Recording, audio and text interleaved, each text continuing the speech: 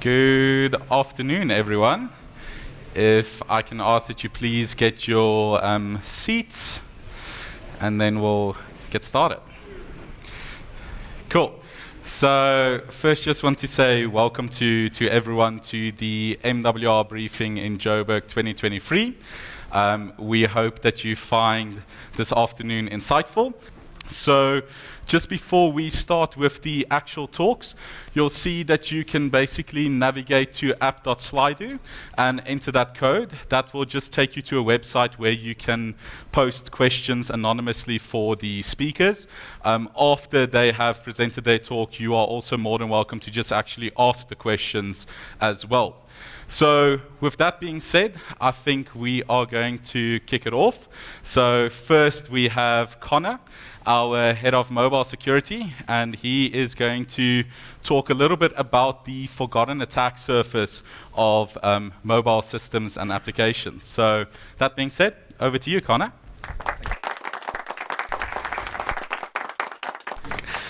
The many assessments that I've done, I've come to the belief that there are two fundamental misunderstandings to mobile security. Regarding what attackers can do to and via our mobile devices.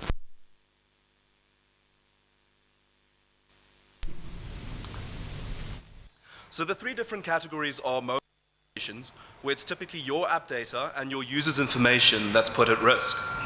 In mobile applications, we typically have more control over the app as we would compared to a traditional web application. Moving on to mobile devices, you can think of point-of-sale systems, kiosks, anything that's really running a mobile operating system. These could contain information about employees, if they're, for example, being pushed to different branches, or they could contain information about a great number of customers who come into a specific branch to do business. You've got more control over the application itself, but also the operating system that your application is running on. Thirdly, we're going to have a look at mobile device management. So in this case, it's your corporate data that's at risk. Here, we've got control over the application, the operating system, as well as policies that we can use to protect our data. Jumping straight into classical mobile applications.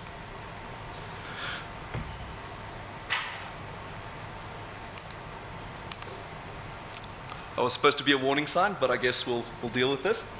So what makes mobile applications different to web applications? Firstly, we carry these devices around with us, so they're also small and we can lose them quite easily. By virtue of these devices moving around, they use different networks. Not all these networks are necessarily as trustworthy as your corporate Wi-Fi network. Finally, the operating system that our apps runs on generally has different constraints and capabilities compared to traditional mobile systems. Really, mobile applications execute in what's known as an untrusted execution environment. What I mean by this is that you can't know whether or not the operating system that your app is running on is adversarial or not. You don't even know whether or not the users have a legitimate copy of your application. However, we do have extra controls that we can use to attest to the state of the environment that we're running in. Let's quickly contrast attackers and defenders. So when it comes to attackers, they'll always have more time, resources, and control in the environment that these applications are running in. Any client-side control that you implement can and will eventually be bypassed. But I'm hoping to show that these controls aren't useless. We should still implement them, and we do gain something from them. We're going to jump into a few case studies from assessments that we've done. So in this example, the application didn't implement any kind of authentication or authorization. So I'm going to use an example of a pizza delivery app. What this ended up meaning is that the attacker could order pizzas for anyone, to anywhere, change the prices of existing pizzas, change the toppings on the menu, and have access to some of the restaurant's specific functionality or even driver functionality. They could do whatever they wanted to. Then we're going to talk about liveness and likeness detection controls. So these are controls that you want to use if you want to know whether or not the user who's registering for your application is in fact who they say they are. This is typically done by comparing a photo of the user to some kind of trusted source, maybe something from like an ID picture or anything like that. So it's important to note here that we can't really do likeness detection if we don't trust the source of the media that we're comparing to. That's why we do liveness detection. It allows us to trust the media, the photo that's been taken to a certain degree. So here we've got a photo of my colleague Gladwin. Initially, he was enrolled, he got created a specific account, and we're now going to try and register an account as not Gladwin. So the first image that I uploaded here, we can see that there's a very clear distortion on the left-hand side where Gladwin's thumb is present. There's a button from the image editing software that I was using. And in this case, when we uploaded the image, we were able to successfully register an account fraudulently register an account as Gladwin. If we look at this picture, we've got one of our other speakers today, Kevin. And in this case, you can see my wrist at the bottom of the photo there. You can see the phone itself, the frame of the phone, as well as some visual distortion that typically happens whenever you're trying to take a picture of a picture. So this is what's also known as a classic presentation attack, a photo of a photo. And this also bypassed the registration step, essentially giving us an account as Gladwin. We talk about gamification abuse. You can think about cases where you might want to reward your users every day when they log into your application. How we might do this is to generate a random number and then choose a prize every day when the user logs in. However, in this case, the client opted to generate this random number on the device itself, the client's mobile phone, or the user's mobile phone. What this meant is that any attacker who had reverse engineered the application could essentially pick a number that would always correspond to the most expensive prize, thus gaming the system. This is one of my favorites. It's a fail open biometric implementation. So in this case, the client implemented an application where the user would scan their fingerprint to get into whatever it is that they were going to do. Unfortunately, the implementation itself was rather bizarre. What happened was, if you backgrounded the application while being prompted for biometrics and then switched back to the target application, you'd be successfully authenticated as the user. If you pressed the cancel button during biometric authentication, you'd also be successfully authenticated as the user.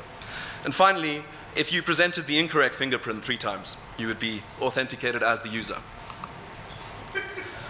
Now that we've discussed these examples, let's have a look at what a good security program looks like. You do want to do frequent assessments with your preferred pen testing partner. This allows the pen testers to gain a lot more insight into your environment, give you accurate risk ratings, and they can even raise preemptive risks where possible. You want to see that you handle sensitive information such as user tokens correctly. Then we also want to see that you've implemented biometrics correctly. Now, going back to the fail open biometric case, there was actually 2 fundamental flaws here. The first one is rather obvious, is that the biometric implementation was broken. But the second one is a bit more obscure. So if you read the documentation that Apple and Google provide on implementing biometrics, the way it works at a very high level is that you get given a cryptographic primitive upon successful enrollment. This primitive is then used to either encrypt or securely store sensitive user information such as a user token. So by virtue of us submitting the incorrect fingerprint 3 times, but then being successfully authenticated to the application, we know that sensitive information wasn't being handled correctly by this app. We also want to make sure that your web security is as solid as possible, that you use any kind of API provided by Android or Apple specifically correctly. We're not going to talk about it in this case, but you typically have inter-process communication if for whatever reason you want your application and one other application to be able to communicate securely. But if you implement that incorrectly, you get into a case where malicious applications can abuse this mechanism to do whatever it is that they're going to do. We're then going to look at some defense in-depth controls. So we implement these controls so that we can attest to the different entities in the environment and determine how much trust we put into them. The first control we're going to talk about is root and jailbreak detection. This control allows us to determine whether or not we want to trust the operating system. The second control is certificate or public key pinning. This allows us to know whether or not we can trust the underlying application transport layer. The third control, source code obfuscation, generally increases the time that an attacker needs to reverse engineer your applications. Then we've got runtime hook detection. I'll discuss this a little bit more later, but essentially, depending on where the hooking is happening, this lets us know whether or not we can trust the operating system and or the application itself. Finally, we have device attestation, which really just does a bit of everything. So why would users root or jailbreak their devices? It can be for a silly reason, such as wanting to change the animation that's played when we're switching between applications. This does, however, fundamentally break the security model for both Android and Apple. When clients are implementing root or jailbreak detection, we typically see a few mistakes. So if you turn your attention to the screen here, in red, we can see, well, firstly, nothing's been obfuscated here quite clearly. In red, we can see that the package name is still present. So Rootbeer is an open source implementation of root detection. When we see that, we immediately know that the app is doing root detection. In orange, we've got constants. So busybox is a set of binaries that you'd essentially expect to see on a rooted device, as well as the SU binary, another one that you'd expect to see on a rooted device. Then we've got the class name, followed by the method name, which has also not been obfuscated. I'm sure everyone can guess what the isRooted function is doing. Finally, we have the implementation of the actual isRooted method. So this function is calling a bunch of other functions which have not been obfuscated either, and just essentially ORing the result together to determine whether or not the device is rooted. The structure or the flow of this implementation has not been modified at all. You can still see the binary SU constant that is present in the unobfuscated code, which again makes it easy to identify that this code is responsible for root detection. So let's look at a slightly more obfuscated example. There's still 2 or 3 things here that gives away that this is in fact the rootbeer library. The first one, again, fairly obvious, just the package name. In the second one, when we look at the implementation of the isRooted function, we can see that the method names have been obfuscated. However, the constant SU is still present within the source code. The actual flow of the function is still the exact same in the sense that it's just ORing together a bunch of functions and returning a Boolean result. The example here shows something that's been obfuscated quite a bit more. You can see the package name is no longer present. Anything that could have a name has essentially been renamed to L plus an additional L for every subsequent entity. We've injected a few random for and if loops, that's control flow modification. It just obscures the intent of the actual code, followed by the constant at the bottom there, which is now unreadable. And we essentially have no idea what this code is doing anymore. So moving on to binary instrumentation or hooking. This is a really powerful dynamic analysis technique that we can use to understand your application, to essentially bypass client-side controls or inspect and modify any arguments or return values for any function that's invoked by your mobile application. Everyone should be familiar with the alert function in the browser, so we're going to write a very basic hook in the browser just to illustrate how that works. So firstly, we define a new variable and assign the implementation of alert to this new variable, which is now called the old alert function.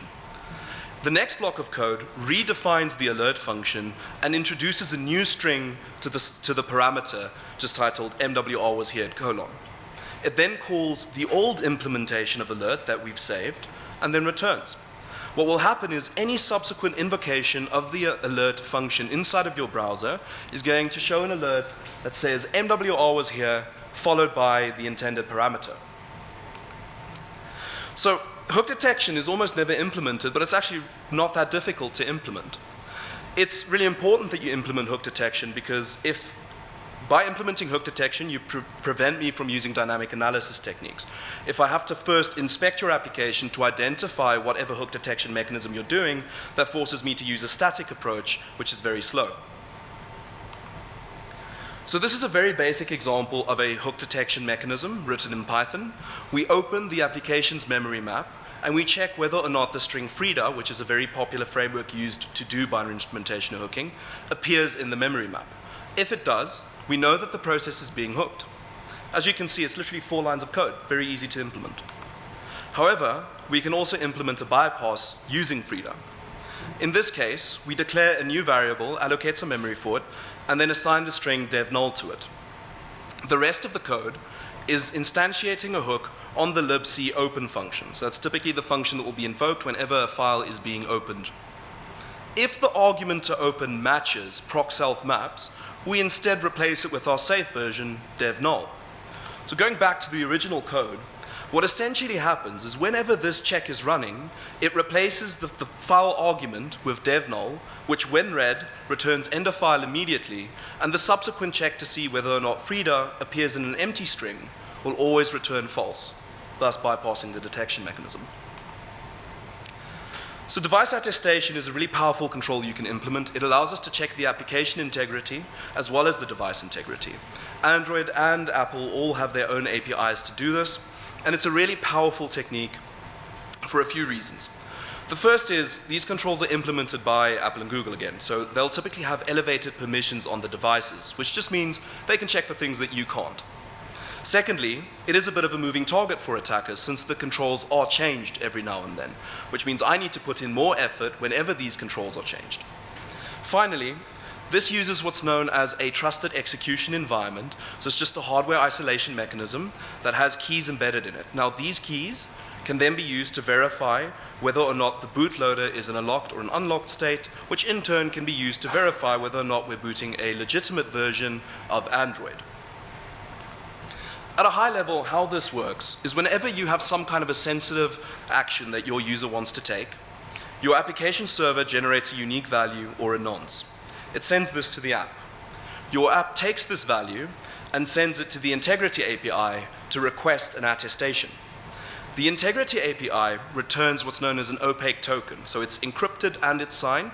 You cannot tamper with this or you break the signature. Your app gets this token and forwards it off to your application server. Your application server sends it to the Play Server API, which decrypts and verifies the signature of the token for you. It sends this attestation result back to your application server, and therein lies the beauty of attestation.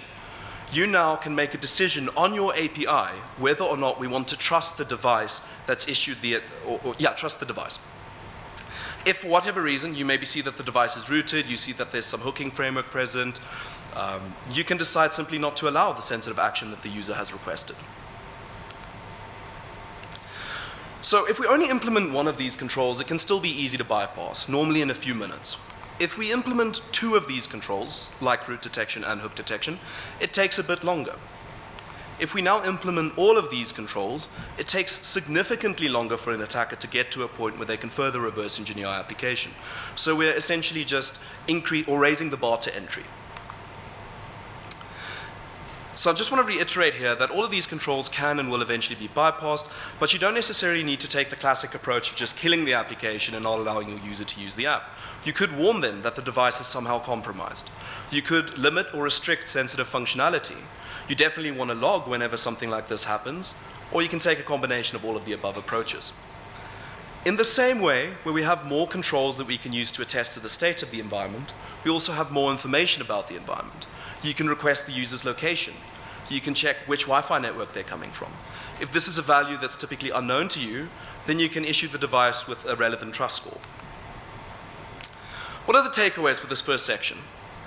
Is that we really want to implement and combine as many client-side security controls as possible so that it takes as long as possible for the attacker to eventually be able to bypass. We want to make sure that our APIs are also as secure as possible. Your API is the bastion that sits in front of all of your sensitive functionality, information, and networks. Finally, you want to make sure that you use whatever APIs are provided by the platform correctly and securely, otherwise you might end up with a fail open biometric implementation. So moving on to category 2 for the mobile devices is point of sale systems, kiosks, anything like that. I'm going to compare applications running on users' mobile phones, personal phones, compared to these devices, your kiosk systems or your point of sale systems. So firstly, we generally have more trust in manufacturers such as Apple and Google, Samsung. They're just more well known than the people who are building these mobile devices. When it comes to a user's personal phone, they're responsible for keeping the system up to date. When it comes to mobile devices, you can dictate that the system must always be kept up to date, so you don't get into situations where you do have outdated systems. The average person will have a lot of their own sensitive information on their personal phone, whereas when it comes to these devices, if you have this set up in a branch somewhere, you could easily have about 50 people a day entering the building, using the device, entering some information into it. When it comes to personal phones, they typically move around with us, but when it comes to mobile devices, it greatly depends on what each individual branch is doing with these devices. They could lock them up after the day is done, or they could be just left wherever they are. So let's jump into some more case studies. We've seen several cases of device configuration or maintenance modes that were secured using a static pin or a value that's derived from the device itself. So this is really bad because what happens is if an attacker takes your device, steals it, and reverse engineers the process that's either used to derive the pin or finds the static pin, they can take any of these devices anywhere and essentially have a way to get into this functionality. There was an additional case where, unfortunately, the client had implemented, or at least trusted, that these devices wouldn't be stolen and that an attacker wouldn't be able to reverse engineer the application. Their authentication mechanism was also based around these known device values. Because these values were something that an attacker could get their hold on, unfortunately, what would happen if a device was stolen is that we lost any kind of attribution as to which device is performing the malicious action. Then there was a case where, for whatever reason, the mobile device had opened a random TCP socket, which, if you sent it keystrokes, would control the UI navigation. So if you were on the same network as me, you could connect to this device and essentially just start moving the slides around. The next case was that we found debug images for the device in a public location. So with these debug images, you'll often have tools that you only really want your developers to be able to use. The best example here would be root on these devices.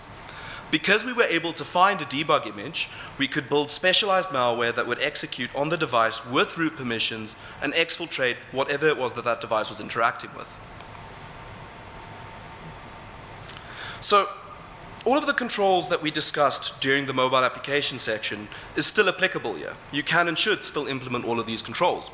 But we can also implement a few extras. We want to ensure that for any kind of configuration or sensitive functionality on the device, we've implemented the correct authentication and authorization controls.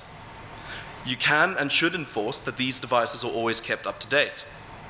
You also want to implement a kiosk mode, which is just a way to prevent normal users of your device from accessing something like the settings menu.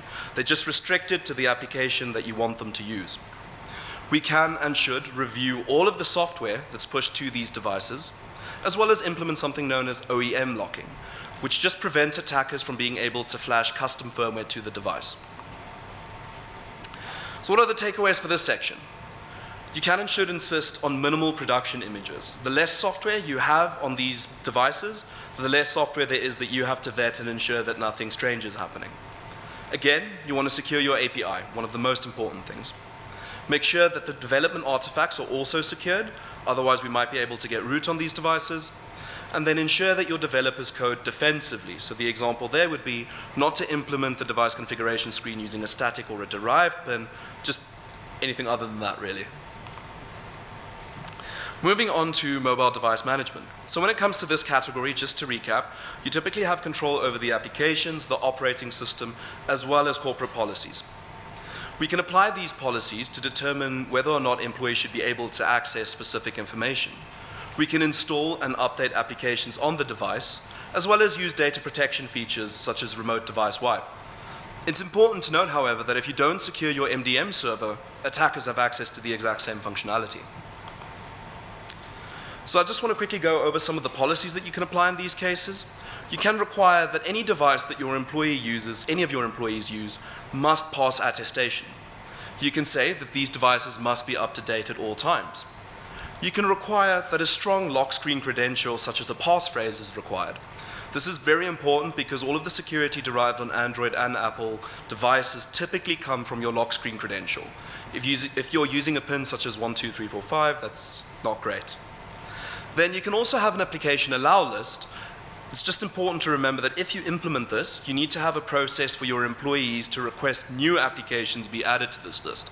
At the same time, there needs to be a process to determine whether or not applications that we're adding to the allow list are trustworthy. I briefly want to distinguish between mobile application management and mobile device management. So when it comes to MAM, or mobile application management, these policies are applied at an application level. You can think of the O365 suite, for example. So there's a control that tells Outlook that if the device is not up to date, the user should not be able to access any kind of corporate information. It's important that you note that not all applications support this, and because this control is implemented at the application level, it can still be easy to bypass. When it comes to mobile device management, the policies are applied at the device level. We typically have finer grained controls because we also have elevated permissions. So what can attackers do to try and appear as if they have devices that are compliant? There's really two approaches to this. The first is to make use of binary instrumentation, where you can essentially just modify the checks that the device is doing to return a value that would be accepted by our MDM server. In the second case, we look at custom ROMs such as the Proton AOSP, so that's the Android Open Source Project ROM. It's a really interesting ROM for anyone who's interested. It bypasses things like attestation out of the box, but they've linked the commits, so you can literally go look at what exactly they're doing to bypass these controls. Back to the case studies. We had an assessment where a client essentially asked us to see what could we do on devices that were both bring your own device and corporate managed. Some of these devices had MAM policies and some of them had MDM policies applied. Unfortunately, we found that there were open source bypasses for some of these policies. At the same time, we could also implement some of these bypasses ourselves. Another interesting thing that we saw is that if you had a proxy set for a bring your own device, it would fail to pull policies from the MDM server because of certificate pinning. Now, you'd expect that in this case, the device is marked as non-compliant, so it shouldn't be able to access corporate information. However, for whatever reason, we were able to still access email, so Outlook, but none of the other O365 suite. Finally, when it comes to bring your own Android devices, you typically have a work profile and a personal profile. So the device will boot into the personal profile, and whenever your employee wants to access the work profile, they're required to enter a passphrase to unlock that work profile. However, we found that if the user had installed a custom keyboard to their personal profile, that custom keyboard would be used to unlock the work profile, which obviously introduces the chance for attackers to do a kind of a keylogging attack through the third-party keyboard. The second case, the MDM server essentially got compromised, and attackers were able to push malware that abused the Android accessibility services to about 75% of the corporation's devices. At this point, they were able to abuse the accessibility service to log credentials from, again, 75% of the employees. So just to distinguish a bit more between corporate managed devices and bring your own devices, when it comes to corporate managed devices, we've got finer grained control over these devices.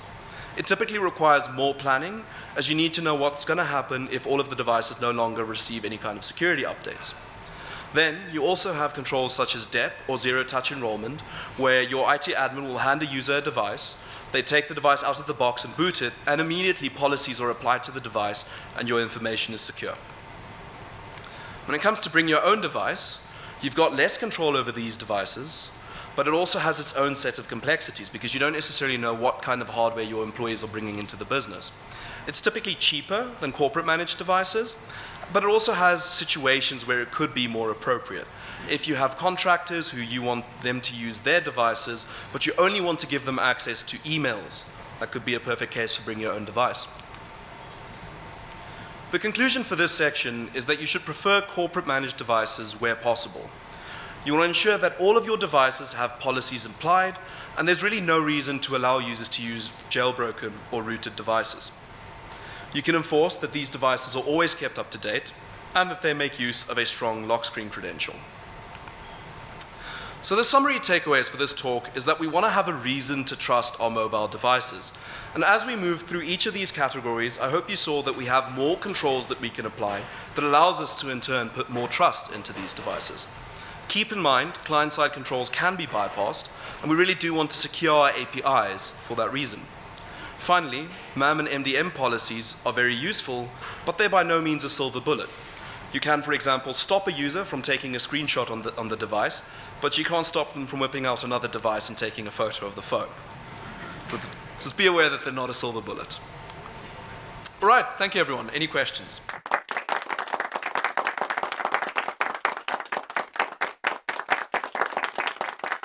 Thanks, Connor.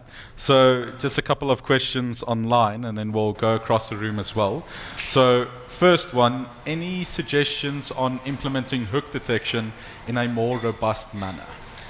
So with all of these controls, you want to implement, it's not one hook detection method that you want. I only demoed one because I didn't want to demo like 3 or 4 different ones, but you want to implement as many as you possibly can. Because if I have to bypass one control, it takes a certain amount of time, but I have to bypass 10 controls, it's going to take a lot more time. So you can't really make it more robust. You can't use these controls under the assumption that they'll never be bypassed. I'd argue that's more dangerous as opposed to just not implementing the controls at all. So you want to make sure that when you implement as many as possible. Cool. Thanks. Next question, who takes responsibility for securing mobile devices? Is it the job of the manufacturers or of the organization that are using them? I'd argue it's a dual responsibility. So you should, if you're buying these devices from anywhere, you should have a good idea of what's going on these devices, but there's no denying that the people making these devices shouldn't just be including anything and everything into these builds. Cool. Then you discussed several case studies dealing with vulnerable applications and their functionality. How often are apps that you test secure, and how did those specific dev teams actually get it right to secure them? So I think the key to getting your dev teams to secure the applications correctly is ensuring that they know what's possible when an attacker has control of the device. So you don't want someone making the assumption that the device will never be stolen or that someone will never be able to reverse engineer, because that's simply not true. Cool. How would you suggest liveness detection should be implemented so that it cannot be bypassed? So liveness detection, if you're doing the check on the client side, can be bypassed. You essentially want to make it as difficult as possible so that it becomes infeasible for the attacker to put in that much effort to bypass the control. Ideally, you want to have not like a video stream. Look at the video stream, do a bunch of, ask the user to do some actions, anything random that can't be predicted by an attacker. Because someone might have a recording of me doing this presentation, for example, but they're not going to have a recording of me nodding or not agreeing with something. They do now. Yeah, they do now. Yeah, but you guys get the point. You want to have something that's a bunch of random checks so that we can't do a kind of a replay attack, essentially. Perfect. And also don't rely on just those controls. Okay. Then what prevents you from replaying a valid attestation token just to bypass? So that would be the nonce. The nonce value is you can use like the current date timer, anything like that. You send that to the API that signs it and sends it back. If you ever get an attestation report that has a nonce that you've seen before, then you know it's a replay attack and you simply don't trust the device. Okay. And then last one online, how typically would an attacker target an end user of a mobile device if the device is also used to access corporate services? So I think going back to a research post that Fricky did a while ago, the most common thing that we've seen is the devices being stolen. It's typically going to be the easiest way to do it. Perfect. Someone looking over your shoulder, seeing what it's also why you want a strong lock screen credential, because it's much harder to remember like a 6-word password as opposed to a little X for an unlock pattern. Perfect. Any other questions in the room?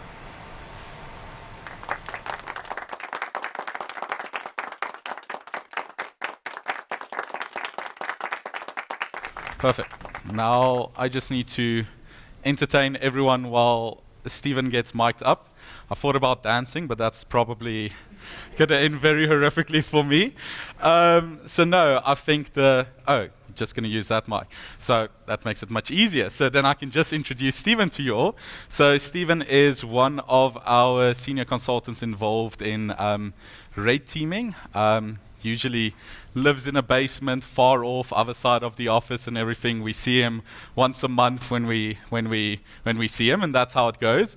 But he is going to talk today about a lot of the red teaming things that we have done and how our approach has actually shifted as these organizations have gotten a lot more mature, and how we have seen that some of our old techniques are no longer working, and which of those old techniques still seem to pay off in today's time as well. So thank you, Stephen.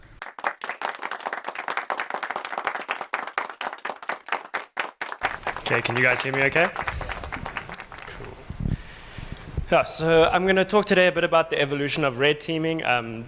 So just to set the scene a little bit, we'll look at what is a red team, what does it consist of, how does it typically play out, what this looked like historically, maybe 4 or 5 years ago, how things have evolved and how we've had to adapt our approach, and then how do we ensure that the way we're doing our red teams actually still works towards the goal that we're trying to achieve. So fundamentally, what is a red team? So in a red team, we're trying to simulate some kind of real-world attack with a business-critical objective. So something like, can we deploy ransomware? Can we get access to sensitive customer data and exfiltrate that? Can we get access to some core functionality or core application that the business requires? The overall goal here is that we're trying to increase our defensive capability, both in how we prevent these attacks and how we detect and respond to them. So a couple of years ago, during the investigation phase of a red team, our payloads were being analyzed, and Pierre, one of our colleagues, he's sitting at the back somewhere, over there, his payload was actually attributed to an advanced persistent threat group. So that just shows the level here that we're trying to simulate is a very sophisticated attacker. Because of the nature of this type of work, we often end up in a bit of a cat and mouse game where the offensive team or the red team will develop some kind of technique, a payload or a means of operation, and over time the defensive team will then develop a way of preventing it, detecting it, or responding to it, which then forces the red team to go back and build a new type of payload, a new technique, something along those lines. This is what sort of drives that evolution of how we do red teaming, but it's also fundamentally what makes us better, both as a red team in terms of increasing our sophistication, but also in building that defensive capability and how we prevent these attacks. So what does a typical red team look like? So we start there at the bottom with external reconnaissance. So we want to know a little bit about the organization, find some employees that work there, and also identify what internet-facing infrastructure we have exposed to us. Once we've done that, we then want to try and get a foothold on the internal network, either through exploiting a vulnerability on the perimeter or through something like social engineering. Once we've done that, we then need to escalate our privileges over the network as a whole so that we can start to move towards those objectives, whether that be deploying ransomware or exfiltrating sensitive customer data. So what did this look like, let's say, 4 to 5 years ago? Vulnerabilities on the internet-facing perimeter were fairly common. Things like SQL injection, these weren't rare findings, and you could use that to maybe get a breach or exfiltrate some kind of data. We could also use fairly generic phishing campaigns with a high success rate, so something like so-and-so shared a document with you, and that would be fairly successful. Once we're on the internal network, deploying persistence, so making sure we maintain that access if the workstation goes offline or is rebooted, that was fairly safe from a detection point. So as a red team, we could do that and not worry about getting caught. Also, what we do once we're on that workstation to enumerate the internal network, we refer to that as post-exploitation. That was also relatively safe for us to perform. When it comes to escalating our privileges, in most large corporate environments, that will be through something like Active Directory. And once we've escalated our privileges, we can then use those to move towards those target systems depending on what our objective is.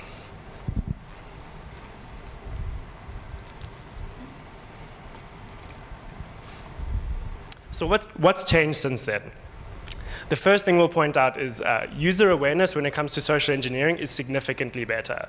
Not only that, but also our preventative controls on our internet-facing perimeter have also improved. And that makes getting that initial breach much, much harder.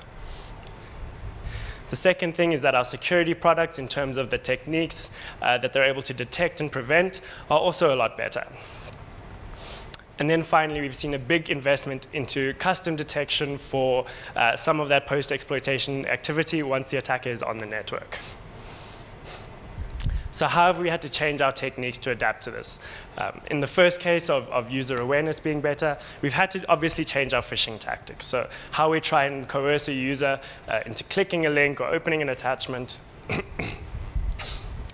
But also getting past some of those stricter perimeter controls. How do we get past mail filters now? So in the past, where we could do something simply like so-and-so shared a document with you and give them that link, we now have to find other ways of doing that. We can't just add macro-enabled documents as attachments to those emails.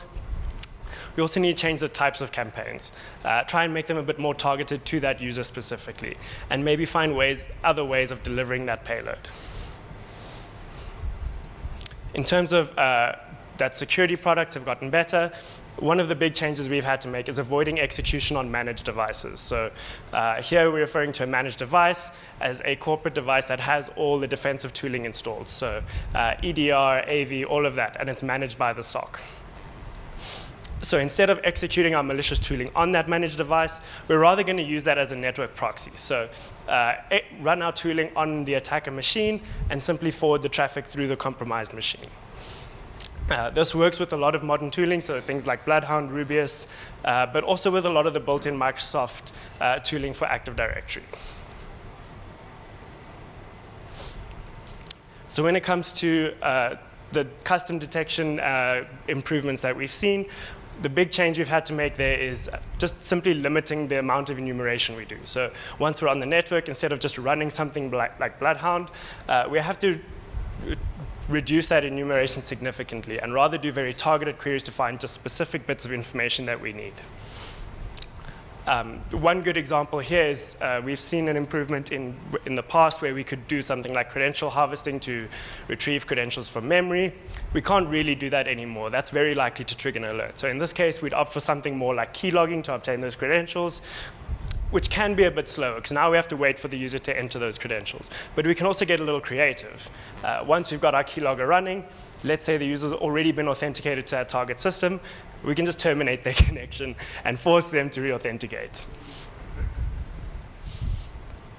So what did this look like more recently? As already discussed, perimeter vulnerabilities are far less common. Finding something that's going to give you that initial breach on that internet infrastructure is just not as common. Those generic phishing campaigns are just far less likely to work, both when it comes to click rate, but also from a reporting perspective. So even if we are able to get one user that clicks, some other user that was a target in that campaign will report it, and the subsequent investigation will get us kicked off the network. So let's try our hand at some targeted phishing, and now we're going to look at a bit of a case study. So this is taken from one of the recent red teams we did, where during our external reconnaissance, we identified a user, we'll call him Derek in this case, who works in HR. So in this case, we're going to send Derek an email and say, hey, I'd like to raise a formal complaint, so we can see it's very targeted because we know Derek works in HR, but I'd also like to remain anonymous. Note how we're not asking the user to click a link, download anything, it's simply just getting some kind of interaction. And this works quite well. So we get a response from Derek. We now know that our emails are getting through, but also that he's willing to correspond with us. It did hit a little bit of a snag when Derek asks who my manager is. But the beauty of this campaign is that we can simply say, because it's an HR complaint and I'm trying to stay anonymous, I'm just not going to answer your question. This type of campaign also gives us a lot more opportunity to reach out to the user. So because we've had some back and forth, there's a little bit of trust there. I can now reach out over other channels like Teams. And that gives me another opportunity of a different way where I can deliver these payloads to the network. We also get a lot more information out. So in this case, we sent Derek the payload. It didn't execute. In typical phishing, we'd be very blind. We wouldn't know exactly why or what the preventative control was that stopped us. But in this case, Derek will just tell me. He'll send me a screenshot, and we know exactly what the problem is. Not only that, but now we also have a second shot. So we know our payload didn't execute, but also the user is now expecting an update because they didn't get what they were expecting. So we'll just reach out over Teams again, send an updated payload that we know gets around those controls. And this worked so well that before I'd even sent that second message, Derek executed the payload, and we're on the network. Great, so we're in, we're on. We've got that initial breach. We've managed to get to that second phase, and we can start to move and look at how we can escalate our privileges. But before we do that, these types of targeted campaigns do have their drawbacks. So although it was more successful, we've also invested significantly more time in this campaign. And then the consequence of that is if this didn't work, we've now lost more time. So if at any point during this process Derek got suspicious and reported the email, we would have lost a lot more time than with those generic campaigns. So if this didn't work, what else can we do? Well, we can go back to those broader phishing campaigns and try our hand at those again. Or we can consider trying to get physical access to the network. So getting into the offices, plugging into the network with a rogue device or a laptop that we can then use to get that internal access. Okay, so let's start to look at how we can escalate our privileges. Over the last 4 or 5 red teams, this has all been through something called Active Directory Certificate Services. This is something we spoke about last year in Ben's talk against corporate networks. For the purposes of this talk, all we need to know is that within ADCS or certificate services, depending on the configuration, it can be used to impersonate users on the internal network. So in one of the recent red teams, we had a situation like this. Now, remember, we're not executing our tooling on the compromised device. In this case, we're executing it on the attacker machine and simply using that compromised device as a network proxy. So in this case, there wasn't necessarily a certificate template that was vulnerable by default, but all users within the network were given permissions to modify those templates. So then we can just simply make it vulnerable. And that's what we did here. We modified the template, obtained those certificates, and now we're in a position where we can impersonate any user within the domain. Let's assume it wasn't through ADCS. Let's go back and see what other kinds of attacks are still viable. And a lot of these come down to passwords still. So older attacks like Kerberoasting are still viable. Password guessing, password reuse, again, something we can still look at. If those didn't yield anything, we can also explore other options through something like SCCM or depending on what's in the environment. So now we've managed to obtain those privileges over the network. How do we now perform that goal execution? How do we get to that attacker objective? So the way we typically do this is we'll identify employees that work with those target systems, use the privileges we have over the network to move to their workstations, and simply monitor their activity through screenshots and keylogging to see how they access those systems, and then use their legitimate access for our purposes. So obviously, these are two very different stories of what it used to look like and what it looks like now. But what's going wrong in both cases? So we'll touch on three of them. The first one is using our security products just as is. The second is we aren't always fundamentally understanding the attacker mindset. And the last one is everyone's favorite topic, passwords. So let's talk about the security products. So although they have significantly improved, we often see it's the case that we'll be told these products have a lot to offer and we'll just deploy them as is. And although they're very good, they also offer significantly more when we take the time to customize them and explore what they offer in terms of the non-default configurations. The challenge here is that to address this, it takes a significant time investment. So we need to give the defensive team that time to actually go and sit with the tool, figure out what other things they can implement, what custom bits can they add onto that, and that takes a lot of time. When it comes to understanding the attacker mindset, the big thing here is going to be what we call purple teaming. So in those cases, this is a term we use for when the red team and the blue team sort of work together in a very collaborative sense to further this goal of increasing defensive capability. And if we look at the example of ADCS, although this is a very well-known attack, we don't really understand all the different ways an attacker can go about this. So often what will happen is we'll get a report that says it's vulnerable in this instance, but we don't then go and dive into, okay, once we fix that, how else would an attacker look at this? When it comes to passwords, so we have seen a significant increase in terms of how good our password policies are, so the minimum requirements that we enforce. But there's still some significant gaps here. And one of the ways we can address that is obviously through password audits. But when it comes to addressing some of the other gaps we've seen, it's fairly common to see in large environments the use of a PAM solution or privileged access management, but it tends to be incomplete. So although we'll manage a lot of the accounts that we need to, there are a few that sort of get missed in the process, and that gives the attacker that opportunity to still escalate their privileges. The hardest one to tackle out of these is the ownership of service accounts. So in a lot of cases, we have an old legacy application, and we know the password for the service account running that application is weak, but we don't know what the operational impact is going to be if we actually go and modify that password. So in this case, what we need to do is make sure we understand who's responsible for that so that we know what the operational impact is and we can actually go and fix that.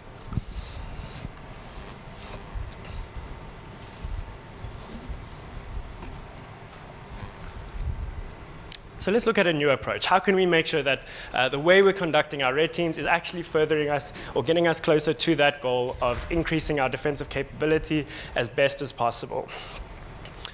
The first thing to note is it's very clear that our perimeter security has improved, both with the user awareness and the controls we've implemented.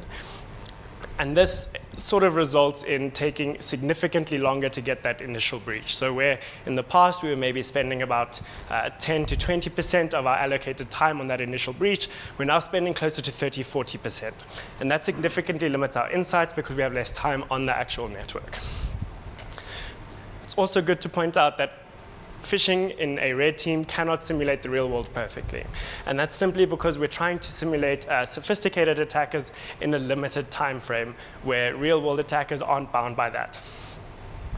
We also have ethical boundaries that we as security professionals won't cross, but a real attacker might. At the end of every red team, when we're doing a debrief and we're sitting down with the security analysts, we inevitably come across this statement, which is we knew it was a red team when we looked at the phishing campaigns. And that's simply because of that discrepancy of what we see in the real world versus what we're forced to do in a red team. It's also not the case that we're struggling to, or that we're not obtaining those breaches. It's just taking longer. We haven't had a red team yet where we haven't eventually gotten a breach through social engineering. It's just taken significantly longer.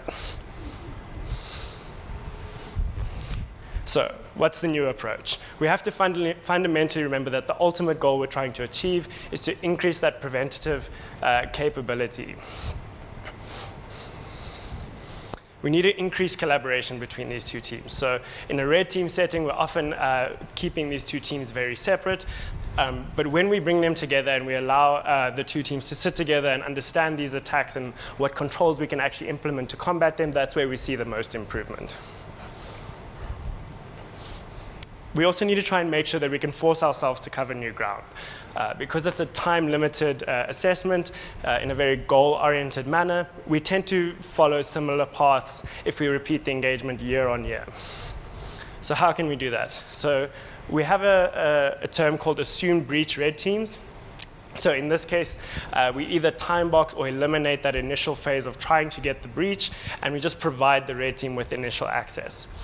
Why we would want to do this is, first of all, it gives us more time to explore, cover those new grounds and find new insights, but it also allows us to cover paths that we wouldn't have otherwise. So we can look at something like a third-party compromise. Let's assume there was a breach there. How does that affect us if we're simulating a sophisticated attacker? We can also follow a bit of an inside threat. So pick our starting perspective based on different employee roles and try and get those insights.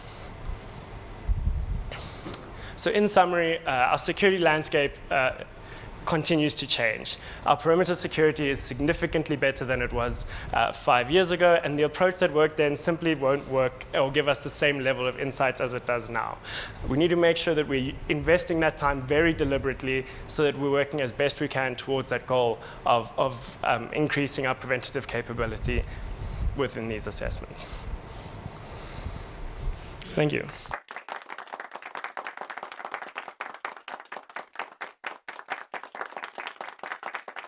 Okay, so some questions online first. So has something like multi-factor authentication changed your approach to red teaming? Yes, so with we've definitely seen a significant increase in how often we come across multi-factor authentication, and we have changed our approach slightly. So if there was no MFA, we could look at something like just obtaining the user's credentials and using those when we need. But if not, then we have to wait for the user to authenticate and rather steal their session tokens or session cookies as a means of getting around that MFA. Next one. In terms of changes to red teaming, have you also seen an increase in the effort required for privilege escalation on the internal network? So that one's a bit of a mix. So I would say up until a lot of the ADCS research that was published within the last 2 years by SpectOps, it was definitely getting much harder. But in the last 4 or 5 red teams where it's been through ADCS, it's been very, very quick and very easy. Not great to hear. How often are you needing to develop your tactics now versus a few years ago in order to succeed in a red team exercise? So it's definitely a lot quicker. We're seeing improvements are being made at a much faster rate than they were 5 years ago, both when it comes to the security tooling that we use and some of those custom detections. So we're having to change it quite frequently. And then what would you recommend to help fight against these targeted phishing campaigns, the example that you showed? So there are two things I want to touch on there. So the first one is that user awareness is still important. So even in that case, there are still warning signs to the user. For example, the macro-enabled document popping up that security warning, and also the fact that I'm not actually using whatever the internal process is for raising HR complaints. So the user awareness is still important, and we need to make sure we focus on that. But there's also an element of making sure that as security teams, we are making sure that we have as many controls in place to protect our users as well. I also think on that one, it's also important to understand the specific job role.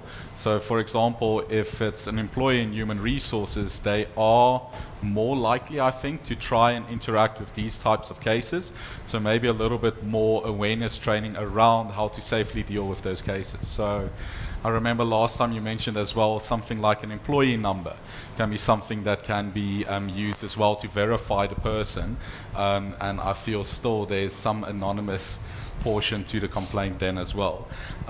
Cool. And then, has the adoption of cloud and systems like Azure ADFS changed the approach to red teaming? So at the moment, we haven't come across enough. I'll just speak to cloud in general. We haven't come across enough yet that we've had to completely change our approach. We often find that we have to change some tactics here and there, but at the moment, it's not. A lot of it is still on-prem, and because that exists, we haven't had to adjust too much yet. Perfect. And then, how have you been able to utilize the privileges you gain against EDR products? The expectation is that EDR prevents the text post-exploitation, such as taking screenshots or keylogging.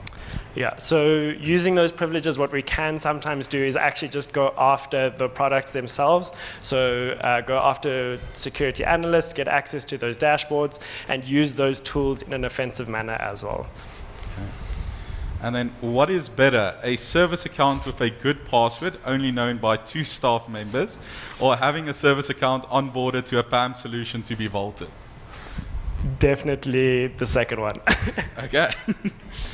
And then lastly, which is better, starting with a purple team, then a red team, or starting with a red team and then a purple team?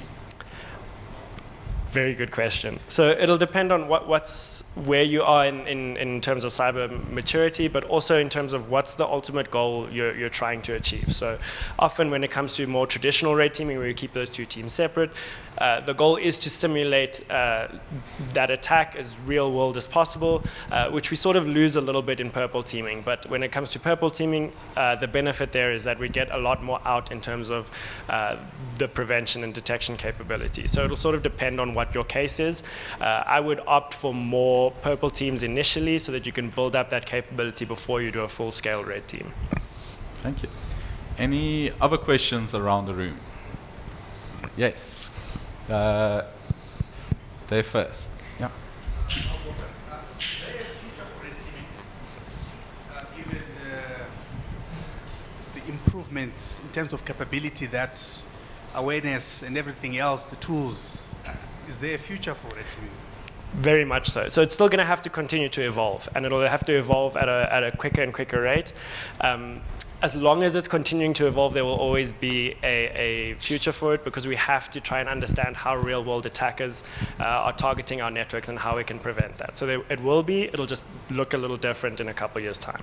I also think that as long as you have humans that are going to interact with these computers, you're definitely still not going to run into a case where you have 0 vulnerabilities.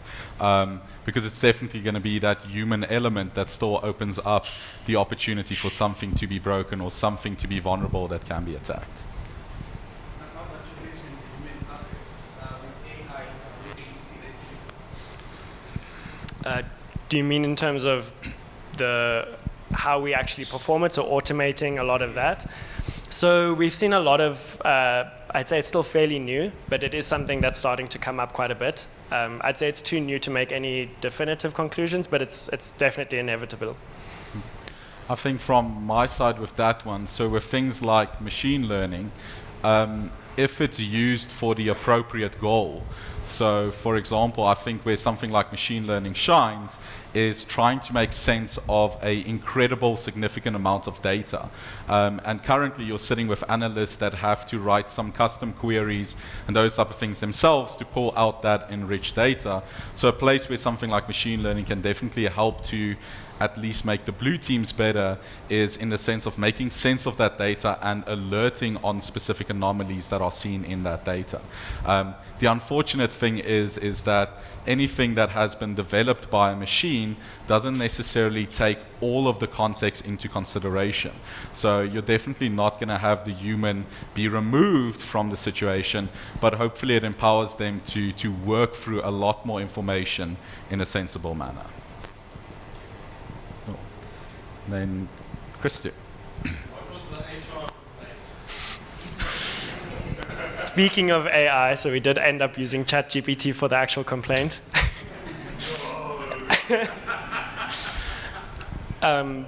But so one of the an example of an ethical boundary that I spoke about. So when it comes to social engineering, you obviously have a lot of options. And what you end up choosing can have a significant impact on someone's personal life, depending on what the premise is. So in this case, I opted for something fairly harmless, just saying that the use of vulgar language in the office is very upsetting. I figured then at least when this person goes home at the end of the day, it's not something they're going to be significantly worried about or care, but they will still follow through on at least receiving the complaint. Any other questions? Perfect. Thanks, Stephen. So for our next talk, it is going to be from Sean. He has had an interesting consultancy career thus far. Started with a lot of AppSec and then testing in the red team, and then he decided to join the good fight in the incident response team, and that's where he finds himself today. So he will be doing a talk for us on some of those old incident response techniques and how we can still apply them in a modern age. So over to you, Sean.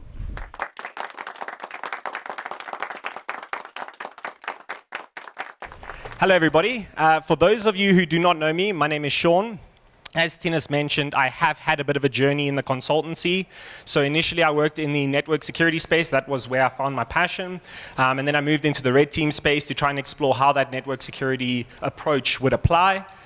Before, at some point last year, moving into the blue team space. And that is what this talk is going to be about. It's going to be about bypassing EDR specifically.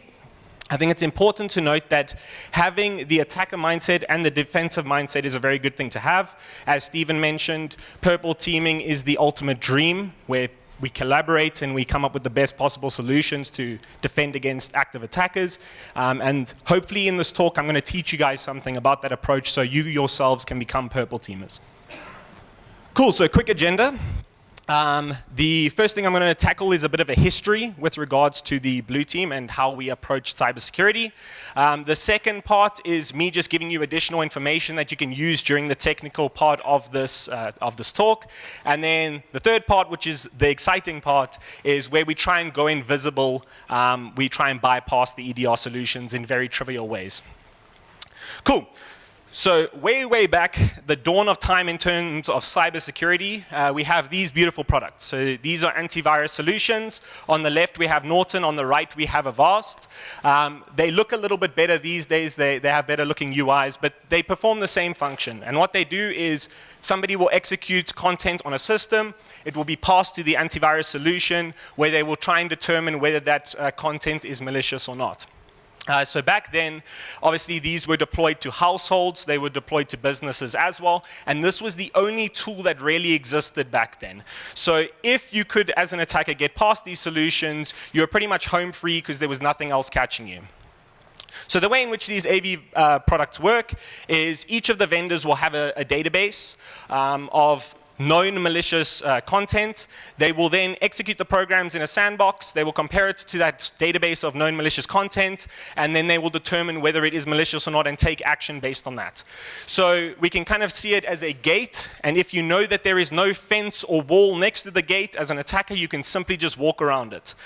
They haven't gotten too much more advanced. They do some cool things these days, but they are still, in essence, the same products that they were back then. So I'm going to take you back to my own childhood. I used to play a lot of these games, Croc 2, Toy Story 2, Medal of Honor. I was a very passionate young gamer.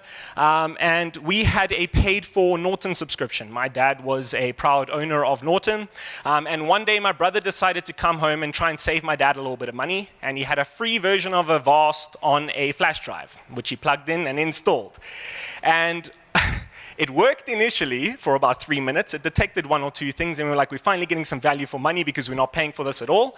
And then it started flagging the entire system itself as malicious. And what AV products do is they obviously take action, so it started vaulting every single file on the system to the point where the system itself was no longer usable. So obviously I developed trust issues from this. Because this was meant to be a product that helped us. It was meant to be a product that detected known bad activity, and what an attacker had done is seemingly backdoored one of those products, obviously, to mess with us. So the picture over here with the Wild West is how I imagined cybersecurity back in the day. Obviously, corporations, they had these antivirus products, but there wasn't much knowledge around cybersecurity and how we as organizations can be secure. So attackers, they would obviously invest some time into figuring these specific things out, looking for specific vulnerabilities, and then they would try and exploit them. And because there were no products, they would most likely get in if they had that knowledge, and the defensive teams themselves didn't really have an investment or want to invest into cybersecurity until something actually went wrong. So in terms of the historic approach to defense, usually these alerts that would come in would be far too late. So the attacker would achieve their goal, perform some fraudulent transaction, turn off systems, you name it, and that is when the business would become alerted to the actual attacker on their network. So usually it was intentional in some way, shape, or form by the attacker. Sometimes they messed up, and that's if you were a lucky business. So in terms of the historic approach to defense as a whole, we know that defense was always on the back foot. Obviously, they were coming in way too late. Things had already gone wrong in the business by the time the defense was alerted to these things. And also, as I've mentioned, there weren't many resources available back in the day to teach us, to try and educate us on what could go wrong. So obviously, if we Google now cybersecurity, we know that TryHackMe exists. We know that Hack the Box exists. We have all these beautiful resources that teach us all of these things so that we ourselves can understand what an attacker is likely to do and therefore defend against it. Back in the day, they obviously didn't have this. So in terms of an IR approach that we used to take, IR itself was usually called in post-compromise. So the IR team would need to identify, contain, and eradicate the attacker. And a lot of the times in these cases, because there were no products removing the attackers were still active on the network. Then the IR teams themselves had to do the due diligence of trying to identify the attackers and hoping that they had found every location in which the attacker was on the network and remove them from that. They obviously had to take these actions simultaneously because even back then isolating wasn't that easy. We now have modern solutions that make this whole isolation process a lot easier. So the way in which IR teams did this was they used a bunch of the artifacts. In this case, I'm specifically referring to Windows artifacts, but each system will have these, Linux, Windows, you name it. There's a whole bunch of them. So we have prefetch, we have MFT, we have Windows event logs. And as a defensive team, you would have to go into all of these specific artifacts and try and pull out the necessary information to identify whether the attacker was still on the network or not, or on that machine. At the bottom here, this is an example of an MFT. So what the MFT is it's a file that keeps track of every file that has touched the disk on the system.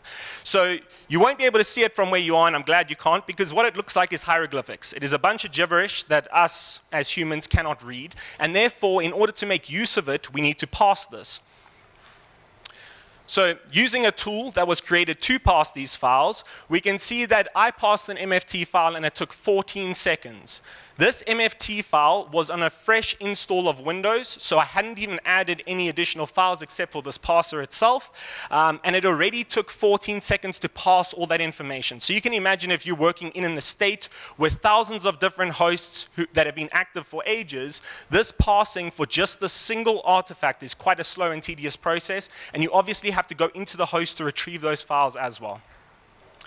Cool. So now we're introduced to the modern world of things. All the DRs imaginable, EDR, MDR, XDR, any form of detection and response solution you can think of is what we make use of today. So what these are is they're a supplement to antivirus products, and they usually work by detecting on anomalous behavior. So you will run a program, it will then perform some functions on the system, and the detection and response solution will try and determine if these things are in fact malicious. They can obviously take it a step further where they start looking at the actual network traffic and all of that. But for all intents and purposes, they're just an addition to AV, and they're a very effective addition. So they complement AV very well. Most of these EDR solutions themselves, they are also developers of antivirus products, so they bundle them together. You get two when you buy the EDR solution. This screenshot over here is a screenshot of a well-known tool called VirusTotal. You might be able to see it, but the number there, it says 29 out of 69. That is the number of AV products that exist on VirusTotal alone. VirusTotal, you can submit programs or anything that you believe could be malicious, and it will run it against all of those different AV products. So in this case, I threw up a binary called Sharphound, which is linked to the thing that Stephen spoke about called Bloodhound, and we'll get into that later because it is part of this. But it was detected by 29 of these solutions, just the AV solutions themselves. It should be higher, but I think that it was just after a Bloodhound patch. So these AV vendors hadn't actually updated their DBs to take note of these changes. Perfect. And then the final thing that we have is the idea of a seam. So we have the AV product, which is obviously the first point of execution and detection. We have the EDR solution that comes next. And then if those products do not detect, we can ingest logs in a central solution, which is the seam, right? So ideally what this will be doing is it will be performing the function of taking all of those historic artifacts, putting them in a central location, and allowing us to query them and perform our own active threat hunts. So what this could create is a paradise. It could create the paradise where if the AV product itself doesn't detect a specific thing as malicious, it will then go to the EDR. The EDR, if it does not detect it, will then at least we have visibility in the seam, and we can potentially try and query with our own custom detections in the seam to try and detect this malicious activity. There are, however, problems with this idea of utopia. So the first problem, and the most pronounced problem, is the idea of cost. And the reason for this is that when you are using a huge amount of data, you need to be able to store that data, and you need to be able to retain that data as well. Obviously, if we only keep logs for one day and an attacker compromised us 3 weeks ago, we're going to have no visibility on them. So we need to make sure that we are retaining this information. The second one is that if we want our solution itself to be the best it can possibly be, we want to be ingesting as much data as possible so that we can query more and more data and get to the root cause of things. Attackers then, obviously, they can't get around specific detections because we will be logging everything and ingesting all of these logs. We also have a problem with the idea of skilling up of individuals. So in order to skill up somebody, you need somebody who themselves is already skilled. It's kind of a lengthy process, and obviously in this case, the idea of business itself and how the business operates also comes into play. So you need to have an understanding of what kind of information is being passed within the business. How does that look in our network? What is anomalous and what is normal? And so that itself is a very lengthy time that is required, which leads to the final point here, which is the idea of an outsourced SOC. So because security itself is a 24/7 process, an attacker could attack you at any time of the day, therefore you always need to be looking. A lot of businesses offer a SOC as a service, security operations centers. They perform the idea of defense on behalf of clients, right? The problem with this is that the outsourced SOCs themselves are not necessarily members of the business. So they will not understand this whole business context, and therefore they cannot provide a fully tailored solution to anybody because they're offering it to so many different clients. Cool. So this led to some shortfalls in the modern defense and response approach. The first is that there is a heavy reliance on EDR solutions and the generation of alerts. Obviously, in order for us to know that we have been compromised, we need something to tell us that we have been compromised. Stephen already spoke about the idea of an out-of-the-box EDR solution and the fact that it takes time to tailor it. So if we're just relying on that out-of-the-box solution, we might be missing a whole lot of things. So we need to be proactive with our idea of defense. This also leads organizations to believe that they are secure. If they are following the promises of the businesses that offer these EDR solutions, the businesses or the EDR creators, they provide a whole lot of words that they're trying to sell you on. And obviously we need to be able to verify those words and make sure that our products themselves can actually do what they are telling us they can do. And this obviously put the blue team on the defense yet again.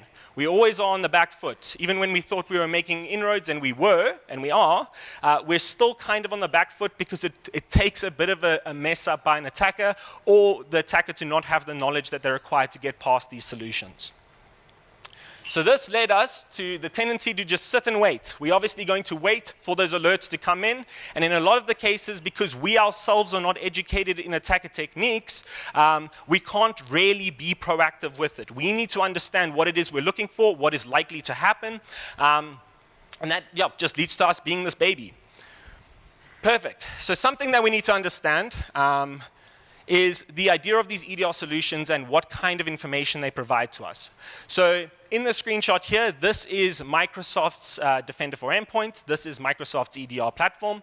And this is the specific dashboard. So if you look at this, it's just a bunch of information. None of the actions here are alerts, and I'll show you what an alert actually looks like. This is just information that we as defenders can query and try and create rules on. The first thing to notice, though, is the amount of noise that is generated by these EDR platforms. In order for them to operate, they need to be giving us a huge amount of information so that the attacker cannot just slip under the intended operation within a machine. So in this case, we have something that seems to be deleting a bunch of exes. And I realized that that is actually just Microsoft's Edge when it performs an update. So it does a whole bunch of things that to the untrained eye would look very malicious because it's just deleting a whole bunch of stuff, but it's actually part of its normal process. So here's it again. You'll see here we have even more EXEs being deleted. And in the space of about a minute, over 130 different executables were deleted just by the updating process of Edge. Perfect. So what is our duty? Our duty is to obviously try and cut down on the noise and find the attacker within that specific noise that we cut down on.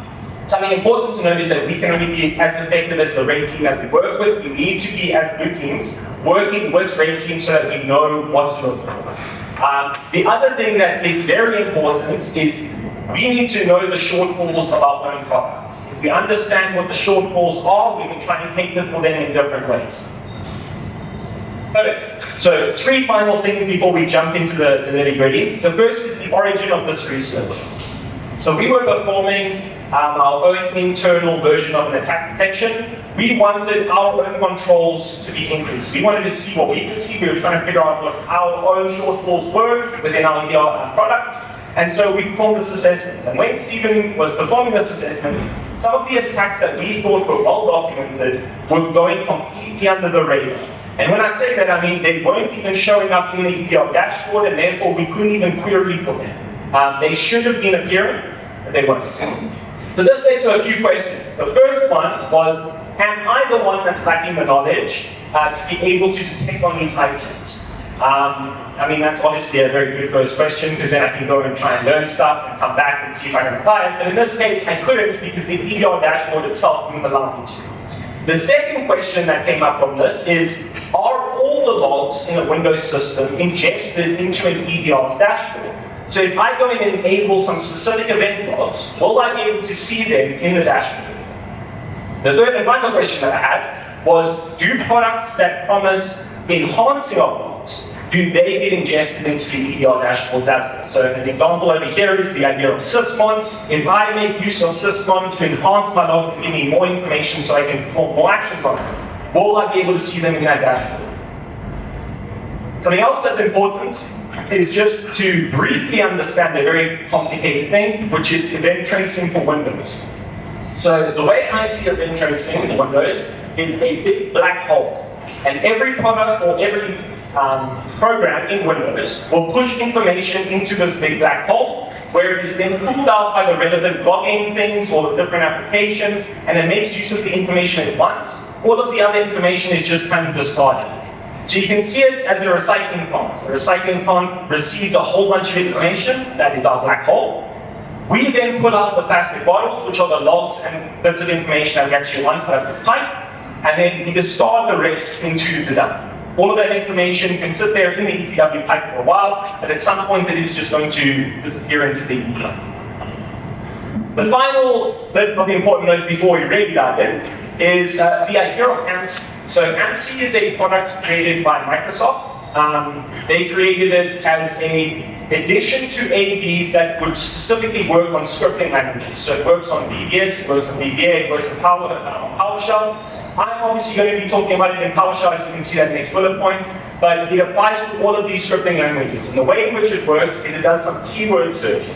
So it will pass the script to AMSI. AMSI will then go and search, does it contain any known malicious functions in it or calls in it, and then if it does, it blocks it very much like an AB, so just think of it as an antivirus card. The second point here is the idea of, I'm just going to be applying this to PowerShell.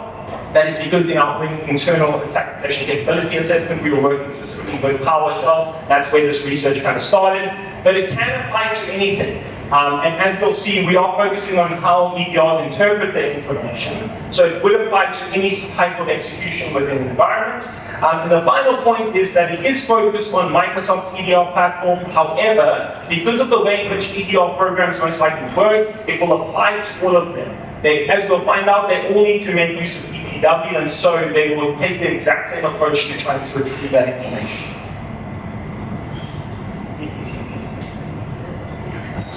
But okay, now we're into the very interesting part of the story. Okay, so in order for you guys to follow along with me, I'm hopefully going to be building knowledge, and you're going to be building it along at the same rate. So in order to get started in this research, we needed to understand what we understood at that present point, and that was absolutely nothing. We didn't know a single thing about EDR dashboards, we didn't know a single thing about how to bypass specific things, but we're going to try and figure it out as we go, and we will keep updating this kind of slide so that you can build that information yourself. Cool. So in order for us to do this, we needed to take the approach of triggering an alert on an EDR dashboard. And the first thing I knew is that AMSI itself would trigger at some point, so I wanted to determine would AMSI get ingested into the EDR dashboard. I also knew at some point I would want to bypass AMSI because I actually want my content to execute. And so the first thing that I executed, which we'll get into, was a version of an AMSI bypass. All I did was I Googled for it, pulled it off the internet, threw it into a PowerShell window, and ran. That's it. I did nothing fancy. So you'll see here, it generated an alert, and this is the important part. The alert is denoted by the squares. If there are squares in the EDR dashboard, that means it is an alert. The squares denote the severity. So in this case, because we've got 3 squares, we know it's a high-risk alert. And then the information that follows it, that doesn't have those 3 squares, is just that supplementary information that we already spoke about. So in this case, it says there was a possible anti-malware scan interface tampering. I'm trying to bypass AMSI, so that lines up perfectly. And then it also tells me that PowerShell executed a script, which is exactly what it did. I threw it a script and it ran it, or tried to. Something very interesting came out of this though. So I ran this test case at around 8 past 3, and at 16 past 3, we see a flagging of Mimikatz credential theft tool. So a lot of us may know this tool. It is used to dump credentials in a Windows system or on a Windows system. Has a bunch of really interesting functionality, but it is always, almost always, used by an attacker. I don't see a normal, legitimate use case for it at all. So I panicked a little bit. I thought, this script that I've downloaded off the internet has Mimikatz in it, and I've now been popped from my little virtual machine. But that wasn't the case. I went and did a little bit of research on my own machine and found that I had put a version of Mimikatz there a few months prior to executing this. So it taught us something. It taught us that when an when the EDR product flags something as malicious, it can take additional actions. In this case, it ran the AD product that it is associated with on my own system, and then obviously that takes a little bit of time, and it eventually found Mimikatz in one of the other users' folders, which it instantly leverages.